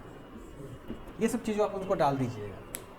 अभी मत लिखना कि पर्यावरण संरक्षण के लिए तेज प्रताप यादव जाते हैं वहाँ और फोटो खिंचवा के टिकटॉक बनाते हैं, उससे रक्षा नहीं होती। ये सब मत लिख लीजिएगा। सिंपी क्लियर हो रहा है पॉइंट कुछ? Yes sir. हाँ, तो बोल नहीं रही हो, मिटाएं इसको। मैक्सिमम आर्टिकल तो सर इसमें आ ही गया। हाँ, मैक्सिमम आर्टिकल्स में आ ही गए हुए हैं, है ना। चलो, बाकी आर्टिकल्स में क्या क्या है, बाकी 50 और 51 है, अपना लिख लेना उसको। 50 है, 51 है, वो तो सब लोग जान ही रहे हैं क्या है। तो इस प्रकार से हमारा जो पहला क्वेश्चन है मधु, वह क्या होता है, कंप्लीट होता है। हमने इसका बॉडी पार्ट लिखा, निष्कर्ष में क्या, हाँ बताओ। जैसे 50 और 51 के लिखना हो तो मतलब स्टेट के थ्रू, तो फिर इसके लिए कैसे लिखेंगे? जैसे 50 हो गए कार्यपालिका न्यायपालिका का विभाजन, 50 में और क्या कहता है कि कार्यपालिका और न्यायपालिका का क्या विभाजन, ये नहीं कह रहा है। जी सर। इसका विभाजन का मतलब यह हुआ कि कार्यपालिका के काम में न तो न्यायपालिका हस्तक्षेप करेगा, न तो कार्यपालिका के काम में न्यायपालिका हस्तक्षेप करेगा। परंतु यदि कार्यपालिका कोई ऐसा कानून बनाता है या ऐसा कानून को एग्जीक्यूट करता है, इम्प्लीमेंट करता है जो नागरिकों के मौलिक अधिकार का अतिक्रमण करता हो तो न्यायपालिका अपना स्वतः संज्ञान लेते हुए उस कानून को क्या कर सकता है, रद्द कर सकता है। हाँ, इसको बोलते हैं न्यायिक सक्रियता के माध्यम से, है ना। लेकिन हमारे यहाँ सेपरेशन तो किया है ना, कार्यपालिका का, न्यायपालिका का। ये भी लोक कल्याणकारी के लिए बहुत बढ़िया चीज़ है। देखो, जज की जो नौकरी होती है होता तो बहुत बढ़िया, लेकिन इसका पब्लिक लाइफ नहीं होता है। मतलब आप किसी लोगों से मिल नहीं सकते हैं, आपका एक एक फ़ोन रिकॉर्ड होता है। जब तक आप जज बनिएगा रहिएगा तब तक आपके फ़ोन का रिकॉर्डिंग रहेगा। मतलब गर्लफ्रेंड से लोग बात नहीं कर पाता है जज है, जज है। अभी देखे हैं कुछ दिन, अभी अगर बिहार के लिए लिखना हो तो फिर इसी पॉइंट को लिखेंगे। हाँ, बिहार के लिए इसी पॉइंट को लिखिएगा, आपका उत्तर काफी प्रभावकारी हो जाएगा। सर, न्यायिक सक्रियता का जब आलोचना होगा तो उसमें ये आर्टिकल दे सकते हैं 50। जी, दे सकते हैं। अभी ताज़ा एग्जाम्पल है कि एक बिहार का रईस बाप का बेटा, जिसका उसने क्या किया, पटना हाई कोर्ट का चीफ जस्टिस संजय करोल का आवाज़ करके या ये करके बिहार के डीजीपी को हड़का दिया। पढ़े ना पेपर में आप लोग। और डीजीपी उसको जब भी फ़ोन करता, मतलब जब भी वो लड़का फ़ोन करता था, बोलता था कि संजय करोल बोल रहे हैं, तुम ये काम करो। बेसिकली जो पूर्णिया के एसपी हैं दयाशंकर, उनको सस्पेंड कर दिया गया है। उन्हीं की केस की पैरवी के लिए बोला कि हम संजय करोल बोल रहे हैं, पटना हाई कोर्ट के चीफ जस्टिस। सोचो, बिहार के डीजीपी को फ़ोन लगा दिया, डीजीपी को फ़ोन लगा दिया वो। और डीजीपी इतना बेवकूफ़ निकला, आईपीएस अधिकारी है, वो फ़ोन को जी सर बोल रहा है। बाद में मामला तब खुला कि जब एक वहाँ डीजीपी के आईटी सेल का अधिकारी बोला सर तो फर्जी आपको है। डीजीपी शौक में चले गए। नंबर में आता था संजय करोल लिखा हुआ आता था। आजकल तो टेक्निकल टीम है ना, तो कुछ कर दिया वो। लेकिन जब बार बार उसको धमकाया तो किसी को शक होना जाएगा। डीजीपी भाई आईपीएस अधिकारी बेवकूफ थोड़े हैं। लेकिन 4-5 महीना तक उसको बुर्बक बना के रखा। सोच लो, वो डीजीपी नंबर पे कोई लिखवा सकता है, वैसा थोड़ी है कि रियल हो जाता है। तो वो तेजस्वी लोगों की कमी नहीं है बिहार में, है ना। चलो ठीक है, इसको लिख लेना। चले आगे। अब कौन सा क्वेश्चन बच गया है? हाँ, इस क्वेश्चन में कोई अगर डाउट है तो बताइए हमको, क्योंकि यही लंबा था, बाकी सारे टॉपिक काफी स्मॉल हैं, वो जल्दी जल्दी आपके हो जाएंगे। रागनी, कोई कंफ्यूजन है इसमें? नहीं सर। लिख लोगी?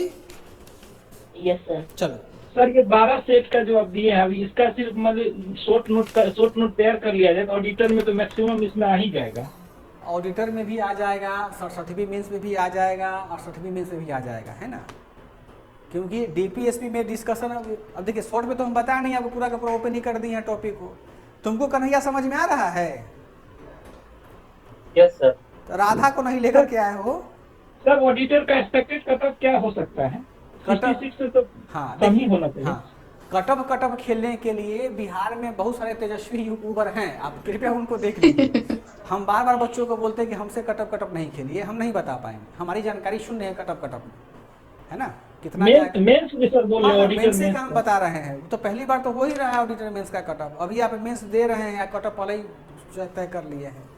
देखिए नीरज, स्टैटिक्स आप गलती नहीं कीजिएगा, आईआर में जान झोंक दीजिए। बाकी जी ऑप्शन में सब लड़का का हालत खराब है। किसी का मैथ तैयार नहीं है, 5 घंटा क्लास कर रहा है, किसी का इकोनॉमी तैयार नहीं, किसी कॉमर्स नहीं, सब लोग मतलब चिचिया रहा है। तो गेम चेंजर होगा अपना जीएस पेपर जो आपका है ना, तो जीएस में स्टैटिक्स अच्छे कर लीजिए और आईआर को अच्छे से कर लीजिए। सेकेंड पेपर जो पूछेगा प्रश्न आपको, उसको अच्छे से तैयार कर लीजिए आप। सर, इसमें जो है इकोनॉमिक्स का जो सेक्शन 2 का 3 क्वेश्चन तो इस से लिखा ही जाएगा। सेक्शन 2 का तो इसी सेम इकोनॉमिक्स है ना, इंडियन इकोनॉमिक्स। देखो सेक्शन अगला क्वेश्चन है कि बिहार में औद्योगिक, अंजलि रानी हो क्लास में? नहीं है, ठीक है। क्लास में ही है। खांसी आ जा रहा है ऑन करते करते। खांसी आ रहा है? नहीं तो बिहार सरकार में कुछ चीज तो बैन कर दिया ना, तो उसका तो इलाज वही था। कभी देखें आर्मी वाले को खांसते हुए? निष्कर्ष में लिखेंगे मधु, इस प्रकार उपरोक्त विश्लेषण या विवेचन से हम देखते हैं कि निम्नलिखित अनुच्छेदों के माध्यम से कोई भी राज्य अपने राज्य को, अपने सीमा क्षेत्र को किस प्रकार जन कल्याणकारी राज्य में परिवर्तित करता है, इसी को लिख देना है हमारा। हाँ, क्योंकि इसमें थोड़ी किया है कि बिहार का ही रहेगा। देखो अगला टॉपिक है हमारा अंजलि की, what are the causes of industrial sickness in Bihar. इसमें एक अपने यहाँ बच्ची टेस्ट देती है, उनका नाम है अनामिका सुमन, वो दिल्ली में रहती है, दिल्ली से DU से वो लॉ कर रही है, काफ़ी अच्छा उनका आंसर लिखा हुआ है, बहुत अच्छा लिखती है वो आंसर है। कंटेंट उसका बहुत बढ़िया, इंग्लिश मीडियम की बच्ची है वो, कंटेंट बढ़िया, उनका प्रेजेंटेशन काफ़ी बढ़िया है, डाटा बार चार्ट का प्रयोग करती है। तो उसको इस क्वेश्चन में ना हमने केवल 13 नंबर दिया था, तो वो थोड़ा सा दिल पर लगी कि 13 नंबर कम कैसे दे दिया। हमें लिखा भी था कि this answer is out of track. हम यहाँ पूछ रहे हैं अंजलि कि what are the causes of industrial sickness, समझो ध्यान से। चौथा क्वेश्चन क्या है मधु, बिहार में इंडस्ट्रियल सिकनेस का रीजन क्या है। इंडस्ट्रियल सिकनेस का मतलब होता है औद्योगिक रुग्णता। उस लड़की ने क्या लिखा है आंसर कि बिहार में उद्योग नहीं लगा है, इसका क्या कारण है। यानी उसने आंसर लिखा है कि बिहार में इंडस्ट्रियल वीकनेस का क्या कारण है। यानी इसको वीकनेस को क्या बोलते हैं, कमजोरी या नहीं लगना। अब यहाँ समझो, अंग्रेजी में सिकनेस और वीकनेस में बहुत अंतर होता है। सिक का मतलब क्या होता है मधु, बीमार होने से आदमी थोड़े कमजोर होता है, लेकिन वीकनेस का मतलब क्या हो गया, कमजोरी मतलब, और ये ताकि आपके पास ताकत नहीं हो शरीर में कि आप कुछ काम कर पाए। तो हमारा क्वेश्चन यह कहता है कि बिहार में औद्योगिक रुग्णता के क्या कारण है, इसके समाधान को बताइए। यानी BPSC के क्वेश्चन के माध्यम से आपको कह रहा है कि बिहार में उद्योग तो है, लेकिन वो क्या है, बीमार है। यानी हमारा शरीर तो है, लेकिन हम क्या हैं, हम रुग्ण हैं, कमजोर नहीं है, हम क्या हुए हैं, रुग्ण हुए हैं। यानी अगर हमको इलाज नहीं किया गया तो हम क्या हो जाएंगे, हम वीकनेस हो जाएंगे, बीमार हो जाएंगे। यही अंतर है प्रश्न को समझने में और उत्तर को प्रेजेंट करने में। ठीक है, समझ में आ गया सारे बच्चों को, समझी श्रेषी, शेर सिंह। तो उसमें लिखेंगे कैसे, हाँ लिखेंगे कैसे, उसी के लिए अभी हम शुरुआत कर रहे हैं अंजलि, है ना। देखो, बिहार में जो औद्योगिक रुग्णता है पल्लवी रानी, उसके 2 कारण हैं, समझे राजीव बाबू। उसके क्या कारण हैं, 2 कारण हैं। पहले कारण को हम लोग क्या बोलते हैं, एक्सटर्नल रीजन या एक्सटर्नल कॉजेज, जो भी लिखना हो आप लिख दीजिए। इसको क्या बोलते हैं हिंदी में, बाह्य, हाँ बाह्य कारण, ठीक। और एक हमारा क्या होगा, इंटरनल रीजन, यानी इसको क्या बोलते हैं, आंतरिक कारण। कई बार ना हम अपनी भावना में बह करके प्रश्न पूछ रहा है कुछ और, उत्तर लिख रहे हैं कुछ और जब उत्तर लिख देते हैं तो हमको गलती कैसे होता है कि हमने आंसर तो गलत लिख दिया है। तो जब भी BPSC के क्वेश्चन को पढ़िएगा, हिंदी मीडियम के वाले बच्चे भी अंग्रेजी को जरूर पढ़ लेना, मतलब रुग्णता मतलब ही नहीं समझ में आपको आएगा क्या होता है? नहीं समझ में आ रहा था, है ना।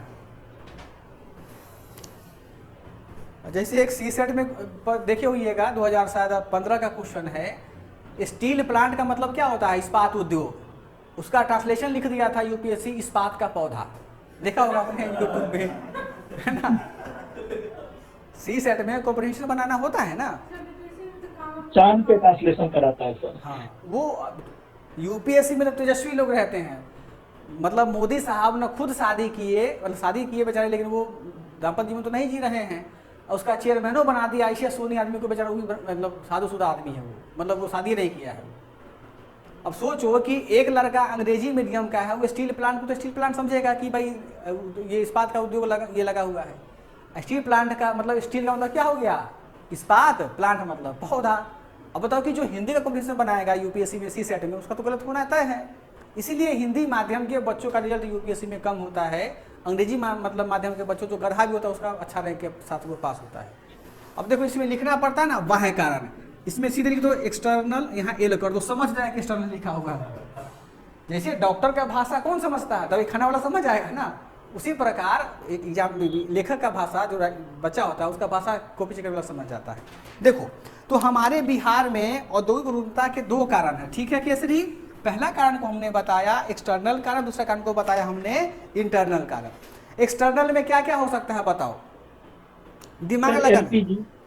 सर LPG जब हुआ तो अधिकांश जो है सो विदेशी निवेश जो है सो विकसित राज्यों की तरफ फ्लो कर गया, आज भी कर रहा है FDI जो है। देखो, बाह्य कारण में हुआ कि वैसा रीजन जो हमको बाहर से आ रहा हो, तो सबसे महत्वपूर्ण कारण क्या होता है कि over delay in banks loan, यानी बैंकों द्वारा दिए गए लोन में देरी, बैंकों द्वारा दिए गए ऋण में देरी। अब बताओ तो मधु, तुम सिक हो, बीमार हो, अगर तुम दवाई नहीं खाओगे तो तुम क्या हो जाओगी? कमजोर हो जाओगी ना। तो तुमको क्या करना होगा? तुमको इलाज के लिए पैसा चाहिए। तो हमारा उद्योग, या उद्योग क्या है नीता मिश्रा? हमारा उद्योग लगा हुआ है, लेकिन वह क्या है? बीमार है, उसको क्या चाहिए? पैसा चाहिए। देखे हैं कि बिहार में 1960 से 70 के दशक में लगभग 26-27 चीनी मिल था। अभी कितना चीनी मिल है? 11 को चीनी मिल है। उसमें भी क्या कई दफा बंदे रहता है। क्यों? क्योंकि उसको कोई देखने वाला नहीं था। तो एक्सटर्नल कारण में राजीव बाबू सबसे पहला जन क्या होता है कि जो बैंक में अगर हम लोन लेने जाते हैं तो हमको विभिन्न प्रकार के डॉक्यूमेंटेशन काम करना होता है, जिसके कारण हमको क्या होता है? ऋण में देरी होने का हम अपने उद्योग में जो बीमारी है उसका सही से इलाज नहीं कर पाते हैं। जैसे देखो, मान लो कि मधु के पास चीनी मिल है, ठीक है, तो उसके पास मशीन कैसा होगा? 50 साल पहले वाला। अभी तो तकनीक डेवलप कर गया है ना। अभी आपको नया मशीन के लिए पैसा चाहिए, पैसा कहाँ से लाओगी? बैंक से ना लोन आपको देगा। लोन लेने गए तो लोन आपको देरी कर दिया, तो कहाँ से आपका इंडस्ट्री बन पाएगा? यही सिकनेस आपका होता रहेगा।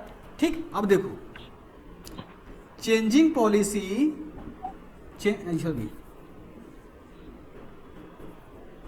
Changes in government policy on time to time, यानी इसको क्या लिखेंगे? हाँ, सरकारी नीतियों में समय समय पर परिवर्तन, सरकारी नीतियों में समय समय पर परिवर्तन। अब देख रही हो, हमारे पास कुछ उद्योग है, उस समय लगाया तो कुछ और हमको नियम बनाया। उद्योग जब लग गया तो हम कुछ और उसमें नियम बना लिए। तो जो सरकार की नीति परिवर्तित होती है उससे भी क्या होता है? उद्योगों का उत्पादन प्रभावित होता है। अगला क्या हो सकता है? जीएसटी। जीएसटी को लागू हुए कितना साल हो गया? लगभग 5 साल हो गया। 17 में लागू हुआ था। अभी तक किसी को समझ नहीं आई कि जीएसटी काम कैसे चल करता है। यानी हमारे यहाँ बिहार में ये हर का समस्या है मधु, कि उद्योग लगा हुआ है, किसी उत्पाद का, उद्योग का मूल्य कैसे तय होता है? टैक्स के आधार पर तय होता है। कितना सरकार टैक्स लगाता है? एक फॉर्चूनर का जो कीमत होता है, उसका कीमत होता है मात्र 22,60,000 रुपया, उतना ही उसका दाम है। लेकिन भारत सरकार उस फॉर्चूनर पर 18 लाख टैक्स लेता है। आंख नहीं फाड़ो, सही बात है। सोचो कि एक फॉर्चूनर का दाम 55 लाख क्यों हो जाता है? क्योंकि भाई 22 लाख का गाड़ी है, उसका दाम उसका वही मैन्युफैक्चरिंग पड़ता है, और लिया टैक्स कितना? 18 लाख। तो सरकार से पूछा टोयोटा कंपनी वालों ने कि सर कितना, क्यों इतना टैक्स लगा रहे हैं? तो उसका कहना था कि भाई फॉर्चूनर लग्जरी गाड़ी, इसको पैसा वाला लोग खरीदता है। बट ये कोई रीजन हुआ बोलने का? तो ये जो पॉलिसी चेंज होता है बार बार, वो क्या होता है? वो हमारे यहाँ उद्योग की रुग्णता का या सिकनेस का बहुत बड़ा कारण होता है। आप देखेंगे कि हमारे यहाँ भी तांत्रिक समाजवाद हमारा जो है वो प्रस्तावना का मूल स्रोत ही है। जब तक हमारा पॉलिसी है कि जो अमीर वर्ग है, टैक्स का रेशियो भी वैसे ही होना चाहिए, जैसे 30% का रेशियो हो जाता है, तो ये तो हमारा अर्थव्यवस्था जब तक उस सिचुएशन में नहीं पहुंचेगा तो हमें ऐसा करना ही पड़ेगा। ये हमारी मजबूरी है। खैर जो हो, लेकिन ये अनुचित है। लगाना है आपको तो मर्सिडीज पर भी लगाइए, फेरारी पर भी लगाइए, लैम्बोर्गिनी पर भी लगाइए। फॉर्चूनर पर 18 लाख में तो बेटी भी 2 बेटी का ब्याह हो जाएगा। नहीं जी, एक समान से परिवार का। सर जैसे कि मतलब हम लोग जैसे जीएसटी देख ले, तो जीएसटी अगर लगता है तो कोई गरीब है या अमीर है, मतलब सबको इफेक्ट कर रहा है ना, एक समान। तो कुछ ऐसा सिस्टम होना चाहिए ना कि मतलब कुछ निर्धारण हो सके कि। अब देखो तो मधु, एजुकेशन में क्या कहता है? सरकार को एजुकेशन देना का ये है डीपीएसपी में, है ना, बोलता है। लेकिन फिर भी हम क्या करते हैं? एजुकेशन के लिए 18% क्या देते हैं? जीएसटी देते हैं। किसके जेब से जाता है? विद्यार्थी की जेब से जाएगा ना। अगर उतना % जीएसटी कम कर देगा तो फी भी तो कम होगा कोचिंग का या ट्यूशन का, है ना। और एक मजे की बात जानती हो, अगर तुम विधायक बन जाओगी तो तुमको 18 लाख रुपीज जो टैक्स देता है वो नहीं देना पड़ेगा। 22 लाख में तुमको गाड़ी मिल जाएगी। और जिस बैंक से तुमको फाइनेंस मिलेगा उसका सचिवालय, ये विधानमंडल का अलग उसका देता है विधायकों लोगों का, वो उसमें ब्याज नहीं लगता है। क्या करोगी? मतलब देश का दुर्भाग्य है कि हमारे यहाँ अनपढ़ लोग सत्ता चलाता है, पढ़ा लिखा लोग उसके भीतर काम करता है। क्या कीजिएगा? क्या नहीं समझी क्वेश्चन को। हमारे पास उद्योग है, वो बीमार किन कारणों से हो रहा है ना, वो लिखना है। देखो जीएसटी हो गया। अब फिर देखो एक और रीजन होता है डिले इन लोन्स। जैसे कई बार बैंक हमको क्या करता है, लोन सैंक्शन कर लेता है, लेकिन हमको पैसा छोड़ने में वो क्या करता है, देरी करता है, जिस कारण से हम अपने उद्योग का कल्याण सही समय पर नहीं कर पाते हैं। ये पॉइंट लिखवाए हैं ना? अच्छा लिखवा दिए हैं तो मिटा दो। चलो अब इसमें और क्या हो सकता है बताओ। लैंड रिलेटेड रूल्स, यानी भूमि संबंधी नियम। अब देखो जैसे हमारे यहाँ कोई उद्योग है तो सरकार क्या करता है, वहाँ की जो भूमि होती है उसके संबंध में भी विभिन्न प्रकार के वो रूल्स एंड रेगुलेशन बनाते हैं। जैसे अभी 2 दिन पहले मनीष कश्यप कोई पत्रकार हैं, उसने कहीं पर क्या किया है, एक स्टिंग ऑपरेशन किया है। अब कहाँ का हम पूरा देखे नहीं हैं, यानी वहाँ चीनी मिल है, चीनी मिल में लोहा तो बहुत पुराना लोहा था, 50 साल काफ़ी मजबूत लोहा था, तो उसको ठेका मिला ठेकेदार को कि तुम इस चीनी मिल का उद्धार करो। वो आदमी क्या कर रहा है, वो आरी से पत्ती से उस लोहा को काट करके और ट्रक पर बेच करके उसको माल को कबाड़ में बेच रहा है ना। तो गया था बेचारा ऑपरेशन करके, तो वहाँ झगड़ा उगड़ा हो गया था। तो हमारे यहाँ क्या है कि जो लैंड संबंधी रूल्स हैं, तो भूमि संबंधी रूल्स भी हमारे इंडस्ट्रियल सिकनेस को बहुत ज़्यादा बढ़ावा देता है। जैसे बताओ कि भूमि है, किसी कारण बस भूमि निम्न भूमि हो गया, वहाँ पार आ गया, वहाँ सुखाड़ आ गया, तो बिहार सरकार कुछ ज़्यादा प्रोविजन नहीं करती है। वो प्रोविजन कौन करता है, जिसका उद्योग होता है वही उसको बढ़ाने में काम करता है। ये भी हमारे यहाँ क्या है, एक औद्योगिक रुग्णता का कारण होता है। इसको एक और तरीके से समझ सकते हैं ये रागनी, कि हमारे पास जो उद्योग लगा हुआ है, जैसे मान लो गौतम के पास 2 करोड़ रुपया हो गया, वह बिहार सरकार से बोलता है सर हमको ज़मीन दीजिए, हम आपको क्या करें, हम यहाँ पर अपना इंडस्ट्री लगाएंगे। लेकिन जब ये डॉक्यूमेंट पढ़ता है, बिहार सरकार का एग्रीमेंट करेगा ना भाई गौतम से, जब वह डॉक्यूमेंट पढ़ता है तो इतने शर्तें रहती है उसमें लैंड से जुड़ा हुआ कि उस लैंड पर आप कचरा नहीं फेंकेंगे, फैक्ट्री का गंदा पानी नहीं फेंकेंगे, उसको प्रदूषण नहीं करेंगे, स्थानीय स्तर के लोगों को रोजगार देंगे। अब जरा बताओ कि इसको कोई फैक्ट्री खोलना है, वहाँ का स्थानीय स्तर के लोगों के पास स्किल नहीं, तो इसका इंडस्ट्री चलेगा।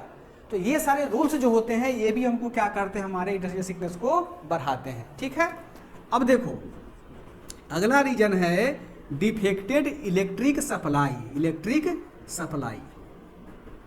इसको क्या बोलेंगे, यानी दोषपूर्ण बिजली का सप्लाई, यही ना है ना, हाँ, दोषपूर्ण विद्युत आपूर्ति। अब देखो यहाँ पर क्या है, बिहार अभी तक तो ठीक था, लेकिन जब से स्मार्ट मीटर का कॉन्सेप्ट आया है बिहार में, स्मार्ट मीटर तो हर इंडस्ट्री में लगाया है, इंडस्ट्री वालों का बिल दिन 2 गुना रात 2 गुना क्या कर रहा है, विकास कर रहा है। पहले उसका बिल कम आता था, उसका बिल क्या आ रहा है, बहुत ज़्यादा आ रहा है। ये किससे जुड़ा हुआ है, डिफेक्टेड इलेक्ट्रिक सप्लाई से। हो सकता है कि बिहार सरकार के द्वारा वो जो मीटर का कहीं खरीदा हुआ था उस मीटर में कुछ डिफेक्ट हो। दूसरा बात क्या है कि जो उद्योग होते हैं उनको 24/7 बिजली चाहिए, लेकिन हमारे बिहार में बिजली की जो उत्पादकता है, उपलब्धता है, वो हमारी आवश्यकता से कम है। तो हमको कैसे सप्लाई मिलेगा, तो जब उद्योग को इलेक्ट्रिक नहीं मिलेगा तो वो अपना प्रोडक्शन सही समय पर कर पाएगा, नहीं कर पाएगा, तो हमारा उद्योग क्या रहेगा, बीमार का बीमारी रहेगा। ठीक है, आया बात समझ में। अब देखो लेट इन गवर्नमेंट पेमेंट। अब देखो कई बार क्या होता है, बिहार सरकार या अन्य राज्य सरकार उद्योगों को कुछ रियायत देता है, सब्सिडी बोलते हैं ना, सब्सिडी देता है। तो सब्सिडी का मतलब हो गया कि उद्योगों को आर्थिक सहायता, लेकिन कई बार सरकार के द्वारा पेमेंट देने में उद्योगों को देरी हो जाती है, जिस कारण से सही समय पर उद्योग का जो मालिक होते हैं, ऑनर होते हैं, वह सही समय पर सही तरीके से उद्योग का विकास नहीं कर पाते हैं, नहीं चला पाते हैं, मशीन नहीं कर पाते, तो उनका क्या होगा, उद्योग बीमार का बीमार ही रहता है। पॉइंट समझ में आ रहा है सबको?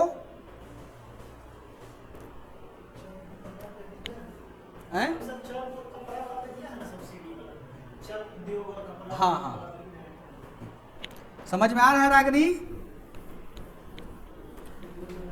Yes sir. तुमको कन्हैया? जी सर।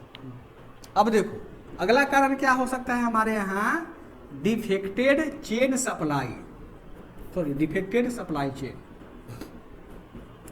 चेन, यानी दोषपूर्ण वितरण प्रणाली। जैसे हमारे यहाँ कोई उद्योग है, मान लो उसमें किसी प्रकार का प्रोडक्शन हुआ प्रोडक्ट का, उस प्रोडक्शन में क्या होगा राजीव बाबू, हमको मार्केट में सही समय पर लेकर के जाना है, लेकिन क्या है कि जो हमारा वितरण यानी जो सप्लाई हमारा चेन है, सप्लाई चेन ही खराब है। यानी हमारे पास ना तो सही प्रकार का सड़क है, ना तो हमारे पास सही प्रकार का ट्रक है। मान लो ट्रक पे हमने माल लोड किया मार्केट ले जाने के लिए, यहाँ पर क्या होगा, टायर पंचर हो गया या धक्का लग गया, गाड़ी उलट गया। ये जो सिक्योरिटी है ना, इसी सिक्योरिटी को बोलते हैं सप्लाई चेन। यानी अनाज को खेत से काटना या अनाज को उद्योग से लेकर के मार्केट तक पहुंचाने में विभिन्न प्रकार के उपागमों का यूज किया जाता है, जिसके कारण हमारे बिहार में उस तो चीज़ मिलता नहीं है, तो उससे भी क्या होता है, हमारा उद्योग सिक का सिक ही रहता है। समझ में आया? देखो अब ये तो चीज़ें हो गई हमारी एक्सटर्नल रीजन्स का। हाँ, वो इंटरनल में आएगा कच्चा माल का।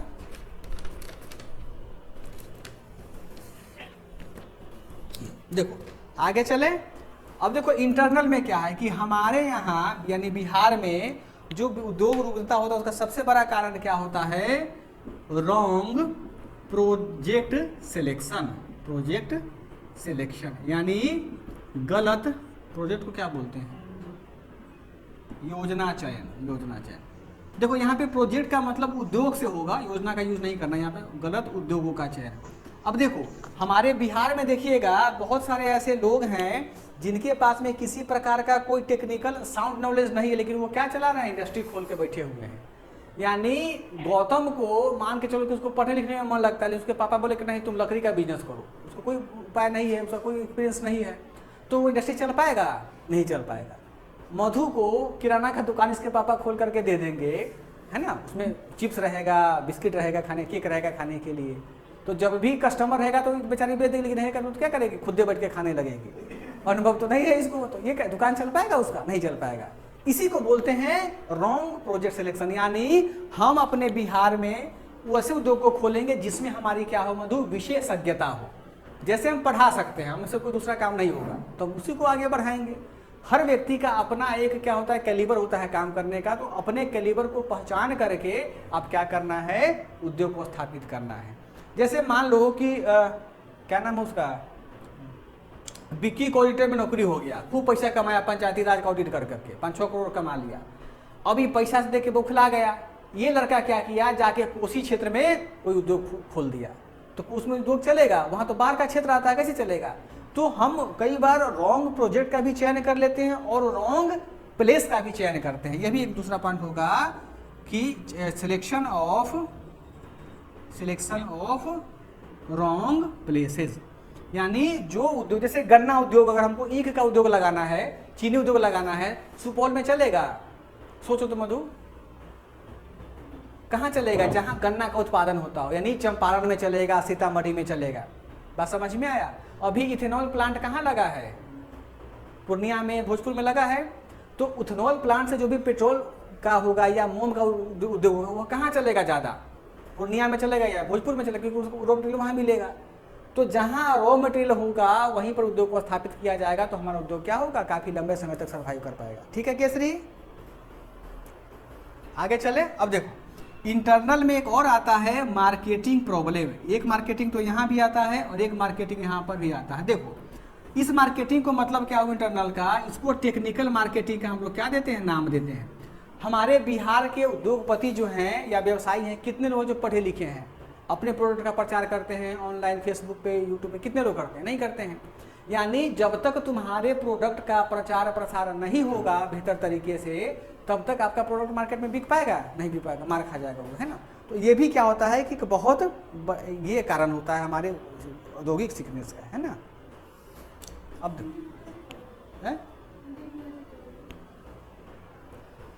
टेक्निकल क्या लिखा है, टेक्निकल मार्केटिंग प्रॉब्लम, यानी तकनीकी रूप से विपणन समस्या। तकनीकी विपणन समस्या लिख लो इसको हिंदी।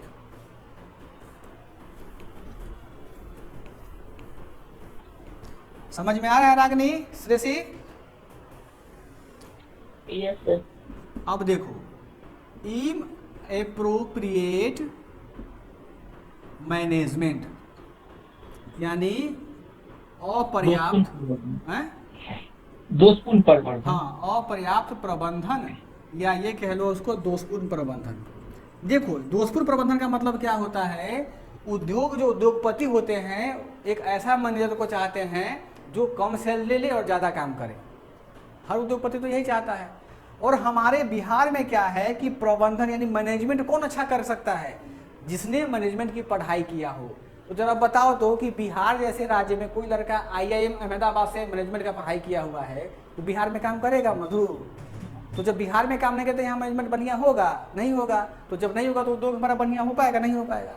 तो हमारे यहाँ प्रबंधन की व्यवस्था बहुत ज़्यादा खराब है। यानी हम यहाँ के उद्योगपति या जो उद्योग होते हैं कम सैलरी दे करके टेक्नीशियन को हायर करते हैं और जो कम जानकार लोग होते हैं, नॉन टेक्निकल स्टाफ्स होते हैं, उनको प्रबंधकीय कार्य दे देते हैं, जिसके कारण से हमारा उद्योग का गुणवत्ता बना रहता है।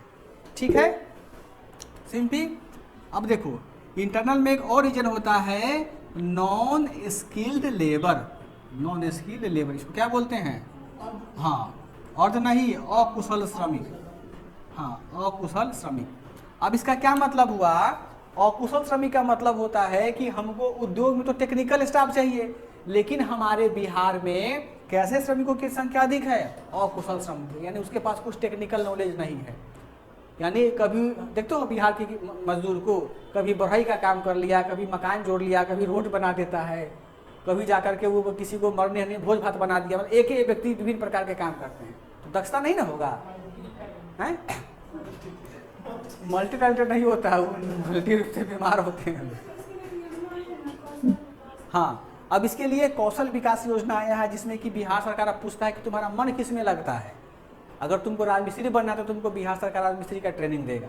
अगर तुमको मछली पालन करना है तो मछली। हमारे बिहार में ना एक व्यक्ति जो होता है मधु, सब काम करता है। धान रोपता है, गेहूं रोप लिया, मकई भी बाव कर लेता है, जाके उद्योगों में काम कर लिया, चूड़ा मिल में भी काम कर लेता है, मछली भी मार लेता है, पुखरी में तैर भी लेता है, खेती भी कर लेता है, पशुपालन भी कर लेता है, दूधो दूध लेता है, उसको काटियो देता है जानवर को। मतलब अद्भुत लोग हैं। मुर्गा काट लेता है। यानी हमारे यहाँ क्या है, मिक्स स्किल है। स्किल्ड नहीं है, बल्कि स्किल का क्या है, मिक्सचर खिचड़ी बना हुआ है। ये भी हमारे रूपता का बहुत बड़ा है। हाँ, समझ में आ रहा है कन्हैया? एक सर पुराने कल पुर्जा, क्या पुराने कल पुर्जा?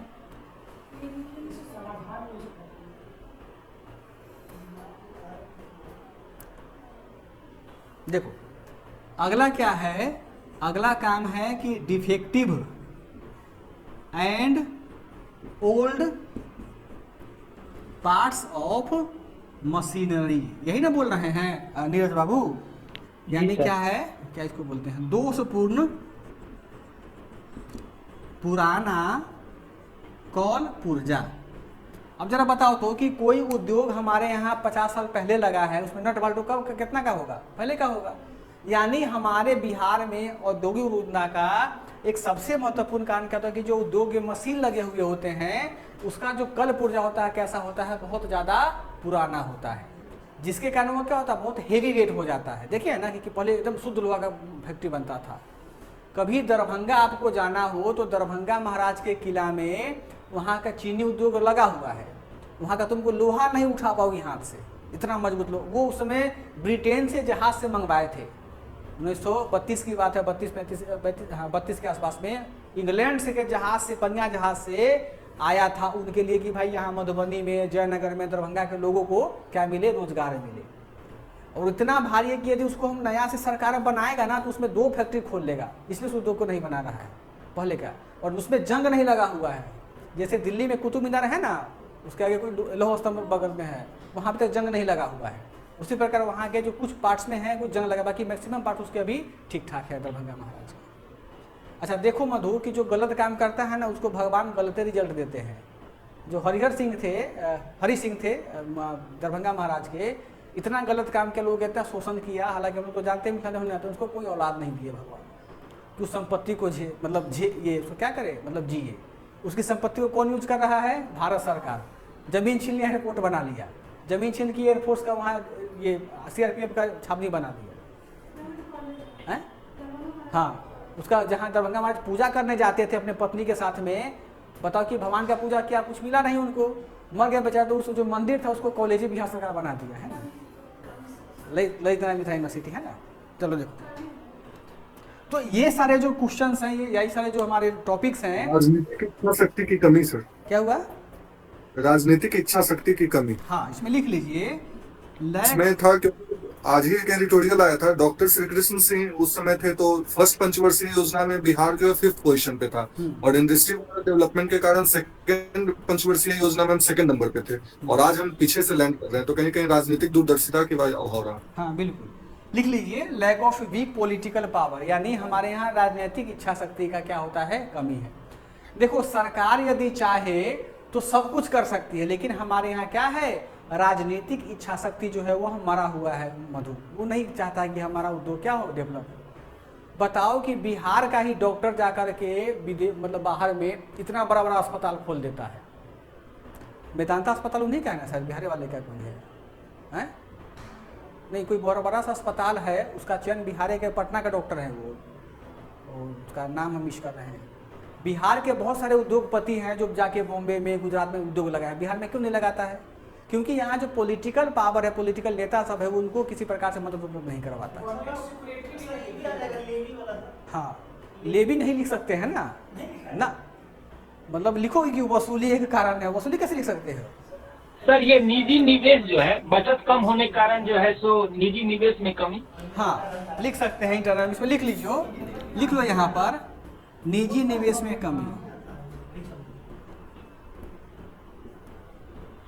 देखो एक स्टूडेंट बोल रहा है कि सर इसमें वसूली भी पॉइंट छोड़ दीजिए। भाई वसूली मतलब क्या होता है कि नहीं होता है कि रंगदारी मांगना, ये कारण नहीं हो सकता है, ये थेथरा ही है पॉलिटिकल सिस्टम का कि भाई टैक्स मांगता है। आपके बिहार के पटना,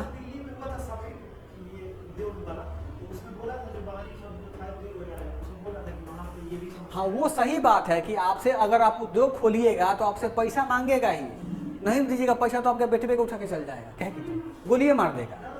हाँ, तो इसलिए यहाँ लोग क्यों आएगा उद्योग लगाने के लिए? वही दिल्ली में और गुजरात में सिक्योरिटी है आपके जान का, हर चीज़ का काम कर रहे हैं, लेकिन वसूली जैसे शब्द को हम यूज नहीं करेंगे कि हमारी सिक्रेट का वो कारण है। खैर चलो, ये कुछ ऐसे कारण थे जिनके कारण से हम यह समझ सकते हैं कि हमारा उद्योग क्या है, वास्तव में सीख है। अब आगे कुछ कह रहा है इसमें, इसके समाधान को बता। समाधान में क्या लिखोगी मधु? जो ये चीज है ना, इसी को क्या करना है, अपोजिट कर देना, पॉजिटिव वे में उल्टा कर देना। उल्टा नहीं करना है, इसको पॉजिटिव वे में लिखना है ना। चलो आगे चले, समझ में आया केसरी रागनी? Yes sir. तुमको श्रेयसी चली गई नहीं?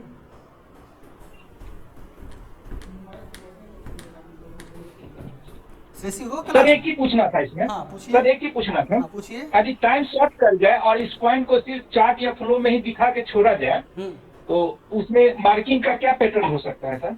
अब देखिए, हम तो बीपीएससी का कॉपी चेक नहीं करते हैं। अब ये डिपेंड करता है बीपीएससी के कॉपी चेक करने वालों पर। एक बच्चे का प्रश्न है कि सर हमारे पास टाइम कम रहा, हम केवल इसी को क्या किए, फ्रेमिंग किए, पॉइंट में दर्शा दिए, तो हमको कितना नंबर मिलेगा? इसका जवाब हम बता सकते हैं मधु? नहीं ना, ये तो वही बता पाएगा जो कॉपी चेक करता है। ये डिपेंड करता है नीरज की कॉपी चेक करने वाले का कैसा मतलब हृदय है। यदि उस समय पत्नी से अच्छा व्यवहार करके वो ऑफिस में आए होंगे कॉपी चेक करें तो नंबर अच्छा से देंगे, नहीं तो भाई साहब उनका गुस्ताखी पर उतारेंगे। हाँ, ऐसा बहुत बार देखा गया है कि कई बार एक ही मास्टर से पढ़ा हुआ विद्यार्थी लगभग समान उत्तर लिखता है, परंतु उनके मार्किंग में अंतर हो जाता है। तो इसके लिए क्या किया गया था, हालांकि ये यूपीएससी का है, उन्होंने एक कमेटी गठित किया गया था कि क्यों भाई हिंदी मीडियम में नंबर कम देते हैं। पता चला कि जो कॉपी चेक करने वाले लोग होते हैं उनको एक कॉपी चेक करने का 1500 रुपया मिलता था यूपीएससी में। बीपीएससी में मेरे ख्याल से शायद 1200 रुपया आसपास देता है एक कॉपी चेक करने का। और इसमें क्या था कि छीना झपटी होता है प्रोफेसरों में कॉपी चेक करने का, कि जितना अधिक, हाँ जितना अधिक कॉपी आप चेक कीजिएगा उतना ही 12 से मल्टीप्लाई कीजिए। इसलिए देखिएगा आरटीआई में यूट्यूब पे बहुत लोग कॉपी डाला हुआ है, आंसर बच्चा खूब प्रेम से लिखता है पूरा फ्रेमिंग करके, लेकिन उसका देखती हो मधु, टिक लगा दिया, टिक लगा दिया, दे दिया 6 नंबर। वो थोड़े हमारे से पढ़ता है कि लाइन को पढ़ेगा क्या लिखा है, उसको तो पैसा छूट रहा है जी। और एक दिन में कॉपी चेक करने वाला 50-50 कॉपी चेक करता है, नहीं हो सकता है। इंटरव्यू में और कॉपी मूल्यांकन करने में केस आप तब करेंगे जब आपके रिजल्ट आ जाएगा तब। भाई उसको समझ में आया, वो 6 नंबर तुमको दिया, नंबर तो दिया ना, वह बोल देगा। देखो विद्यार्थी कुछ ना कुछ तो गलती करेंगे ही। जब तुम ये केस करने जाओगी हाई कोर्ट में तो एक प्रतिलिपि वहाँ टीचर को भी तो मिलेगा ना। वो क्या करेगा, तुमको हर कॉमा का, इन्वर्टेड कॉमा का और सी कार का मात्रा का गलती लगा देगा और बोलेगा कोर्ट में कि सर देखिए इस विद्यार्थी ने इस मात्रा का गलती किया है, इसलिए हमने इसको 6 नंबर दिया है। पता है इसमें प्रशासक बनने का गुण ही नहीं है कि इसको हम लें।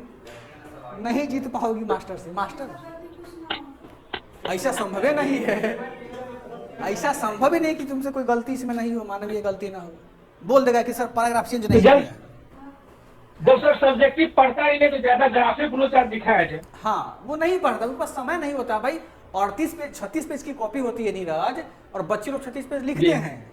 और हमने कहा कि एक दिन में मास्टर साहब 50-50 कॉपी, उनको लोड है बहुत ज़्यादा। बीपीएससी में बहुत कम टीचर हैं जो बीपीएससी में इसकी कॉपी चेक करते हैं। और सोचो कि एक ही टीचर जो होगा हर विषय में एक्सपर्ट तो नहीं हो सकता है। आर्ट्स वाले बच्चे तो ऐसे ही डीआई में उनका हाथ तंग होता है, तो उनके पास डीआई का आंसर रहता है। आंसर देखे सर, कॉपी देखे, आंसर से मिला लिया, प्रोसेस नहीं देखा। आंसर देखा सही मिला हुआ है, प्रोसेस तुम्हारा गलती है, आंसर सही आ गया, उस मिला लेके हाँ बस मार देगा। ऐसा बहुत सारे केसेस हुए हैं, है ना। तो ये कितना नंबर देगा डिपेंड करता है उनके चेक करने पर। इसीलिए अपनी कॉपी में ना 2 प्रकार का समावेश कीजिए, फ्लो चार्ट का और अपनी भाषा शैली का। अच्छा यूज कीजिएगा तो देखिए नंबर मिलेगा। सुंदर सी तो आकर्षण होता ही है ना, मतलब जितना अच्छा से हम उसको सजाएंगे अपनी कॉपी को, हमको क्या मिलेगा, नंबर बेहतर मिलेगा। ठीक है, चलो आगे चले। और सर भूमिका का भी अच्छा। हाँ तो भूमिका तो लिखना कीजिएगा जी। लेकिन सर इस बार जब कॉपी का डिजिटली वो आ जाएगा तो इस बार डिफरेंट इफेक्ट होगा उन पे, क्योंकि इस बार सबको पता है कि कॉपी मेरी जाएगी साइट पे और सब लोग देखेंगे। हाँ इस बार क्या है कि बीपीएससी ने बोला है कि आपकी कॉपी जो है आपके रजिस्ट्रेशन हम जो एडमिट कार्ड डाउनलोड करते हैं ना, वहाँ सबके सेक्शन में डाउनलोड हो जाएगा, मेंस की कॉपी आप देख सकते हैं। तो बीपीएससी यह नहीं ना बोला है कि हम कॉपी को स्पष्ट एक लाइन चेक करेंगे, वो नंबर चढ़ा देगा आपको, है ना। यानी अभी तक क्या था कि वही बच्चे अपने मेंस की कॉपी को देख सकते थे जिसने आरटीआई से कॉपी मंगवाया हो, नहीं तो और बच्चे क्या करते केवल नंबर ही देखते थे। लेकिन अब क्या है कि कॉपी का मूल्यांकन लगभग मेरे ख्याल से वैसे ही करेगा, बस आपको कॉपी को क्या करेगा, अपलोड कर देगा वहाँ पर, है ना। नहीं सर, मतलब मैं बोला एक साइकोलॉजिकल उन पे थोड़ा सा प्रेशर होगा कि मैं कॉपी का मूल्यांकन थोड़ा सा सही करूं, ये मैं बोला। हाँ, मतलब 100% नंबर साइकोलॉजिकल। हाँ वो तो होगा ही होगा, जाहिर सी बात है। चलो अब हम तीसरा क्वेश्चन देखते हैं। 5वां क्वेश्चन, क्या क्वेश्चन कहते हैं 5वां, बताओ। ये तो बहुत आसान है जी। विभिन्न क्षेत्रों में नैनो प्रौद्योगिकी के प्रयोग को लिखें। 5वां कहता है कि अब बताओ, हम पहले क्या करेंगे, भूमिका में लिख देंगे कि नैनो टेक्नोलॉजी होता क्या। सारे बच्चों को पता है ना? ठीक है जाइए। सारे बच्चों को क्या है, पता है कि नैनो तकनीक किसे कहते हैं। भूमिका में आप लिखना जो आपको लिखना है, हर बच्चों का भूमिका का राइटिंग अलग अलग होता है। अब इसके यूज कहाँ कहाँ कर सकते हैं बताओ। सर एक बार भूमिका बता दीजिए ना। ये बताओ कि नैनो तकनीक होता क्या है, उसी को डिफाइन करना है। नैनो तकनीक किसी भी पदार्थ का वह माइक्रो या सूक्ष्मतम कण होता है जिसके मार्फत हम त्वरित गति से अपने क्रियाओं को संपादित कर सकते हैं, है ना। नैनो पार्टिकल्स तो पढ़ते ही छोटे छोटे कण को। और नैनो पार्टिकल्स जो होते हैं या नैनो तकनीक होता है, वो नैनो तकनीक मतलब क्या कि नैनो पार्टिकल्स का यूज, नैनो पार्टिकल्स का यूज हम किन किन क्षेत्रों में कर सकते हैं, यही तो उसको लिखना है। अब जरा बताओ नैनो पार्टिकल का यूज कहाँ कहाँ कर सकते हैं बताओ तो। इलेक्ट्रॉनिक्स में कर सकते हैं, जैसे मोबाइल हो गया, टैबलेट हो गया, लैपटॉप हो गया, इस सब में भी तो इसका यूज होता है। मेडिसिन में यूज हो सकता है, हेल्थ सेक्टर जी। हाँ चिकित्सा वाले में। फिर बताओ रोबोटिक्स में यूज हो सकता है, रोबोट में यूज हम लोग कर लेंगे इसको। नैनो तकनीक का यूज इन्वायरमेंट में हो सकता है, पर्यावरण में हो सकता है, ठीक। नैनो तकनीक का यूज फर्टिलाइजर को निर्माण करने में हो सकता है, यानी उर्वरक को निर्माण करने में। नैनो तकनीक का यूज कहाँ हम लोग कर सकते हैं, एग्रीकल्चर में यानी कृषि में कर सकते हैं। नैनो तकनीक का यूज हम लोग कहाँ कर सकते हैं, आईटी सेक्टर में कर सकते हैं। इसको क्या बोलते हैं हिंदी में, हाँ सूचना तकनीक में कर सकते हैं। नैनो तकनीक का यूज हम लोग कहाँ कर सकते हैं, स्पेस रिसर्च में कर सकते हैं, यानी अंतरिक्ष अनुसंधान में कर सकते हैं। ठीक। नैनो तकनीक का यूज हम लोग कहाँ कर सकते हैं? डिफेंस में कर सकते हैं, यानी रक्षा क्षेत्र में कर सकते हैं। ठीक। नैनो तकनीक का यूज और कहाँ कर सकते हैं? गाड़ी वगैरह इंडस्ट्री में सर। गाड़ी वगैरह में, इंडस्ट्री में। Yes sir. हाँ, यहाँ पर व्हीकल्स मैन्युफैक्चरिंग में कर सकते हैं हम लोग। ठीक है। और कहाँ कर सकते हैं? इंडस्ट्री में कर सकते हैं, यानी उद्योग में कर सकते हैं। ठीक। अब किस में कर सकते हैं? फूड में कर सकते हैं, भोजन में कर सकते हैं। नैनो तकनीक के बहुत सारे स्कोप्स हैं, है ना। इन्हीं सारे स्कोप्स को लिखना है और आपको जो भी याद है आपके बुक्स में पढ़ा होगा, नोट्स तो सबके पास है ही, इसी को क्या कर देना है, एक एक पॉइंट को एक्सप्लेन कर दीजिएगा, अपना आंसर हो जाएगा। समझो का नहीं यार? आया समझ में? Yes sir. ठीक है। सर फूड में कैसे होगा? फूड में कैसे होगा? अंतरिक्ष यात्री जो ऊपर जाता है अंतरिक्ष में अन्वेषण करने के लिए, तो क्या सिलेंडर लेके जाता है HP का? क्या लेके? खाना तो खाएगा भाई, तब ना जिंदा रहेगा। तो वो लिक्विड फॉर्म में खाना लेकर के जाता है, उसमें वो नैनो पार्टिकल से वो खाना बनाया जाता है ताकि लंबे समय तक वो क्या रहता है, प्रिजर्व रहता है। हम लोग उसके पैकेजिंग में भी होता है ना? हाँ, पैकेजिंग। हम लोग गरीब लोग हैं केसरी, हम और तुम लोग गरीब लोग हैं, तब ना पढ़ाई कर रहे हैं या पढ़ा रहे हैं। जो उद्योगपति लोग होते हैं, जो अंतरिक्ष यात्री होते हैं, वो 1 ग्राम चावल जो होता है वो लाखों रुपया का चावल होता है, क्योंकि उसमें नैनो पार्टिकल्स होते हैं, बायोटेक तकनीक के माध्यम से डेवलप किया हुआ अनाज होता है वो सब, है ना। हम लोग तो घटिया खाना खाते हैं। ठीक है। इसी टॉपिक को लिखना है और क्या करना है, सिंपल सा क्वेश्चन है, आप इसको लिख दीजिएगा बुक्स में, है ना। चलो मेरा एक रिक्वेस्ट था सर। कीजिएगा नहीं, स्टैटिक्स का पूछ रहे हैं राजीव जी? Yes sir. हाँ, स्टैटिक्स का आप कल का टेस्ट दे दीजिए, अगले छठ के बाद जो टेस्ट होगा उसमें DI के प्रश्न हम उसमें समाहित कर देंगे, है ना। Thank you sir. Thank you sir. चलो, ये समझ में आ गया सेकंड पेपर का? और डिस्कशन करने का शक्ति है बैठने का आप लोगों को अभी?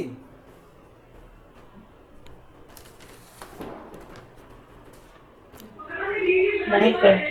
नहीं, सुनो, आधे घंटे और समय दे दो, हम अब नहीं पढ़ाएंगे। अभी आदित्य सर आ गए हैं, हिस्ट्री का कम से कम रिवीजन कर लो, क्योंकि बहुत महत्वपूर्ण टॉपिक है हिस्ट्री का और काफी बेहतर वो बताएंगे आपको। और चौथे टेस्ट का डिस्कशन आज नहीं हो पाएगा, लगता है 2 घंटा तो बहुत हो गया, लंबा समय हो गया है। चौथे टेस्ट का डिस्कशन हम कल या परसों हम करवा देंगे आपको, है ना। हाँ, कल तो टेस्ट है, परसों हम या फिर दिवाली के बाद हम करवा देंगे आपको। लेकिन अभी हिस्ट्री का आप लोग डिस्कशन कर लो, कुछ उसमें टॉपिक आप नया सीखेंगे। जैसे क्वेश्चन है कि बिहार में पाश्चात्य शिक्षा में प्रेस का विकास कैसे कैसे हुआ ना, तो वो फ्रेमिंग करके आपको बताएंगे उनका विकास कैसे हुआ, तो आपको बेहतर समझ में वो आ जाएगा, है ना। तो आधे घंटे और पानी वानी अपना पी लो 5 मिनट में, अभी सर को हम भेज देते हैं, वो अपना करवाएगा। इसमें कुछ पूछना है तो पूछो हमसे। इसमें सर एक एग्जांपल दे दीजिए ना सबका। एग्जाम्पल थोड़ा बहुत आप भी हाथ पैर मारिए, नहीं एग्जाम्पल देते देते तो 2 घंटा हो गया है। नैनो तकनीक, हाँ बहुत इजी। ये मेरा वीक सर, मेरा वीक है नैनो तकनीक की तैयारी, थोड़ा सा। तो आपको वीक है ना, तो ये वीक नहीं, नैनो तकनीक का एप्लीकेशन आपको गूगल पे मिल जाएगा, तो हम भी तो वही चीज आपको बताएंगे, तो क्यों टाइम वेस्ट कीजिएगा आप अपना। नैनो तकनीक पे जो आपने वो कॉपी शेयर किया है ना, वो उसमें अच्छा वो आंसर किया हुआ। हाँ, कभी नहीं है जो वो कॉपी आप चेक कर लिया कि ये जो हम जो रिकमेंड करते हैं किसकी कॉपी आप देख लीजिए, बहुत सारे पॉइंट्स आपको उसमें मिलेंगे। उस बच्चे ने बहुत अच्छा लिखा हुआ है। लड़कियों की कॉपी का इतना सुंदर आंसर होता है कि लड़का उतना अच्छा पहुंच नहीं पा रहा है लिखने में आंसर को। जैसे एक मौसमी नाम की लड़की है, उसकी भी कॉपी हिंदी मीडियम की है, बहुत अच्छी लिखती है वो। अनामिका इंग्लिश मीडियम का, उनका तो खैर कोई जवाब ही नहीं आंसर लिखने का। श्रेयसी है, उसका भी आंसर बहुत बढ़िया लिखती है वो। आप लोग भी थोड़ा प्रयास कीजिए, आ जाएंगे उस लेवल तक, है ना। 5 मिनट आप लोग चाय वाय पी लीजिए, फिर अभी सर को भेजते हैं। सर एक चीज ये 28-30 तक जो मिल जाता है, लेकिन RTI कॉपी से देखा गया अच्छे आंसर राइटिंग को BPSC 22-21 दे छोड़ देता है। देखिए, BPSC राइटिंग को ज़्यादा मायने नहीं करता है, वो कंटेंट को देखता है। कंटेंट आपका सही है तो आपकी फिल्म 16 करोड़ में बन करके भी 170 करोड़ कमा लेंगे। कंटेंट घटिया है, कॉपी पेस्ट किया हुआ है, तो 500 करोड़ का बजट का मूवी बनाइएगा, फ्लॉप कर जाएगा। बात समझे। हर खेला होता है न्यूज कंटेंट का। कंटेंट मजबूत रखिए अपने टॉपिक का। अब जरा बताइए कि DPSP किताब में दिया हुआ है ना, हर किताब में दिया हुआ है। उसी DPSP को हम लगभग 1.25 घंटा में डिस्कस किए हैं, तो कुछ तो नया दिमाग खुला होगा ना कि उसमें क्या बिहार का इंक्लूड करना है कि आर्टिकल्स के साथ में। अब डालिएगा तो क्यों नहीं आंसर मिलेगा।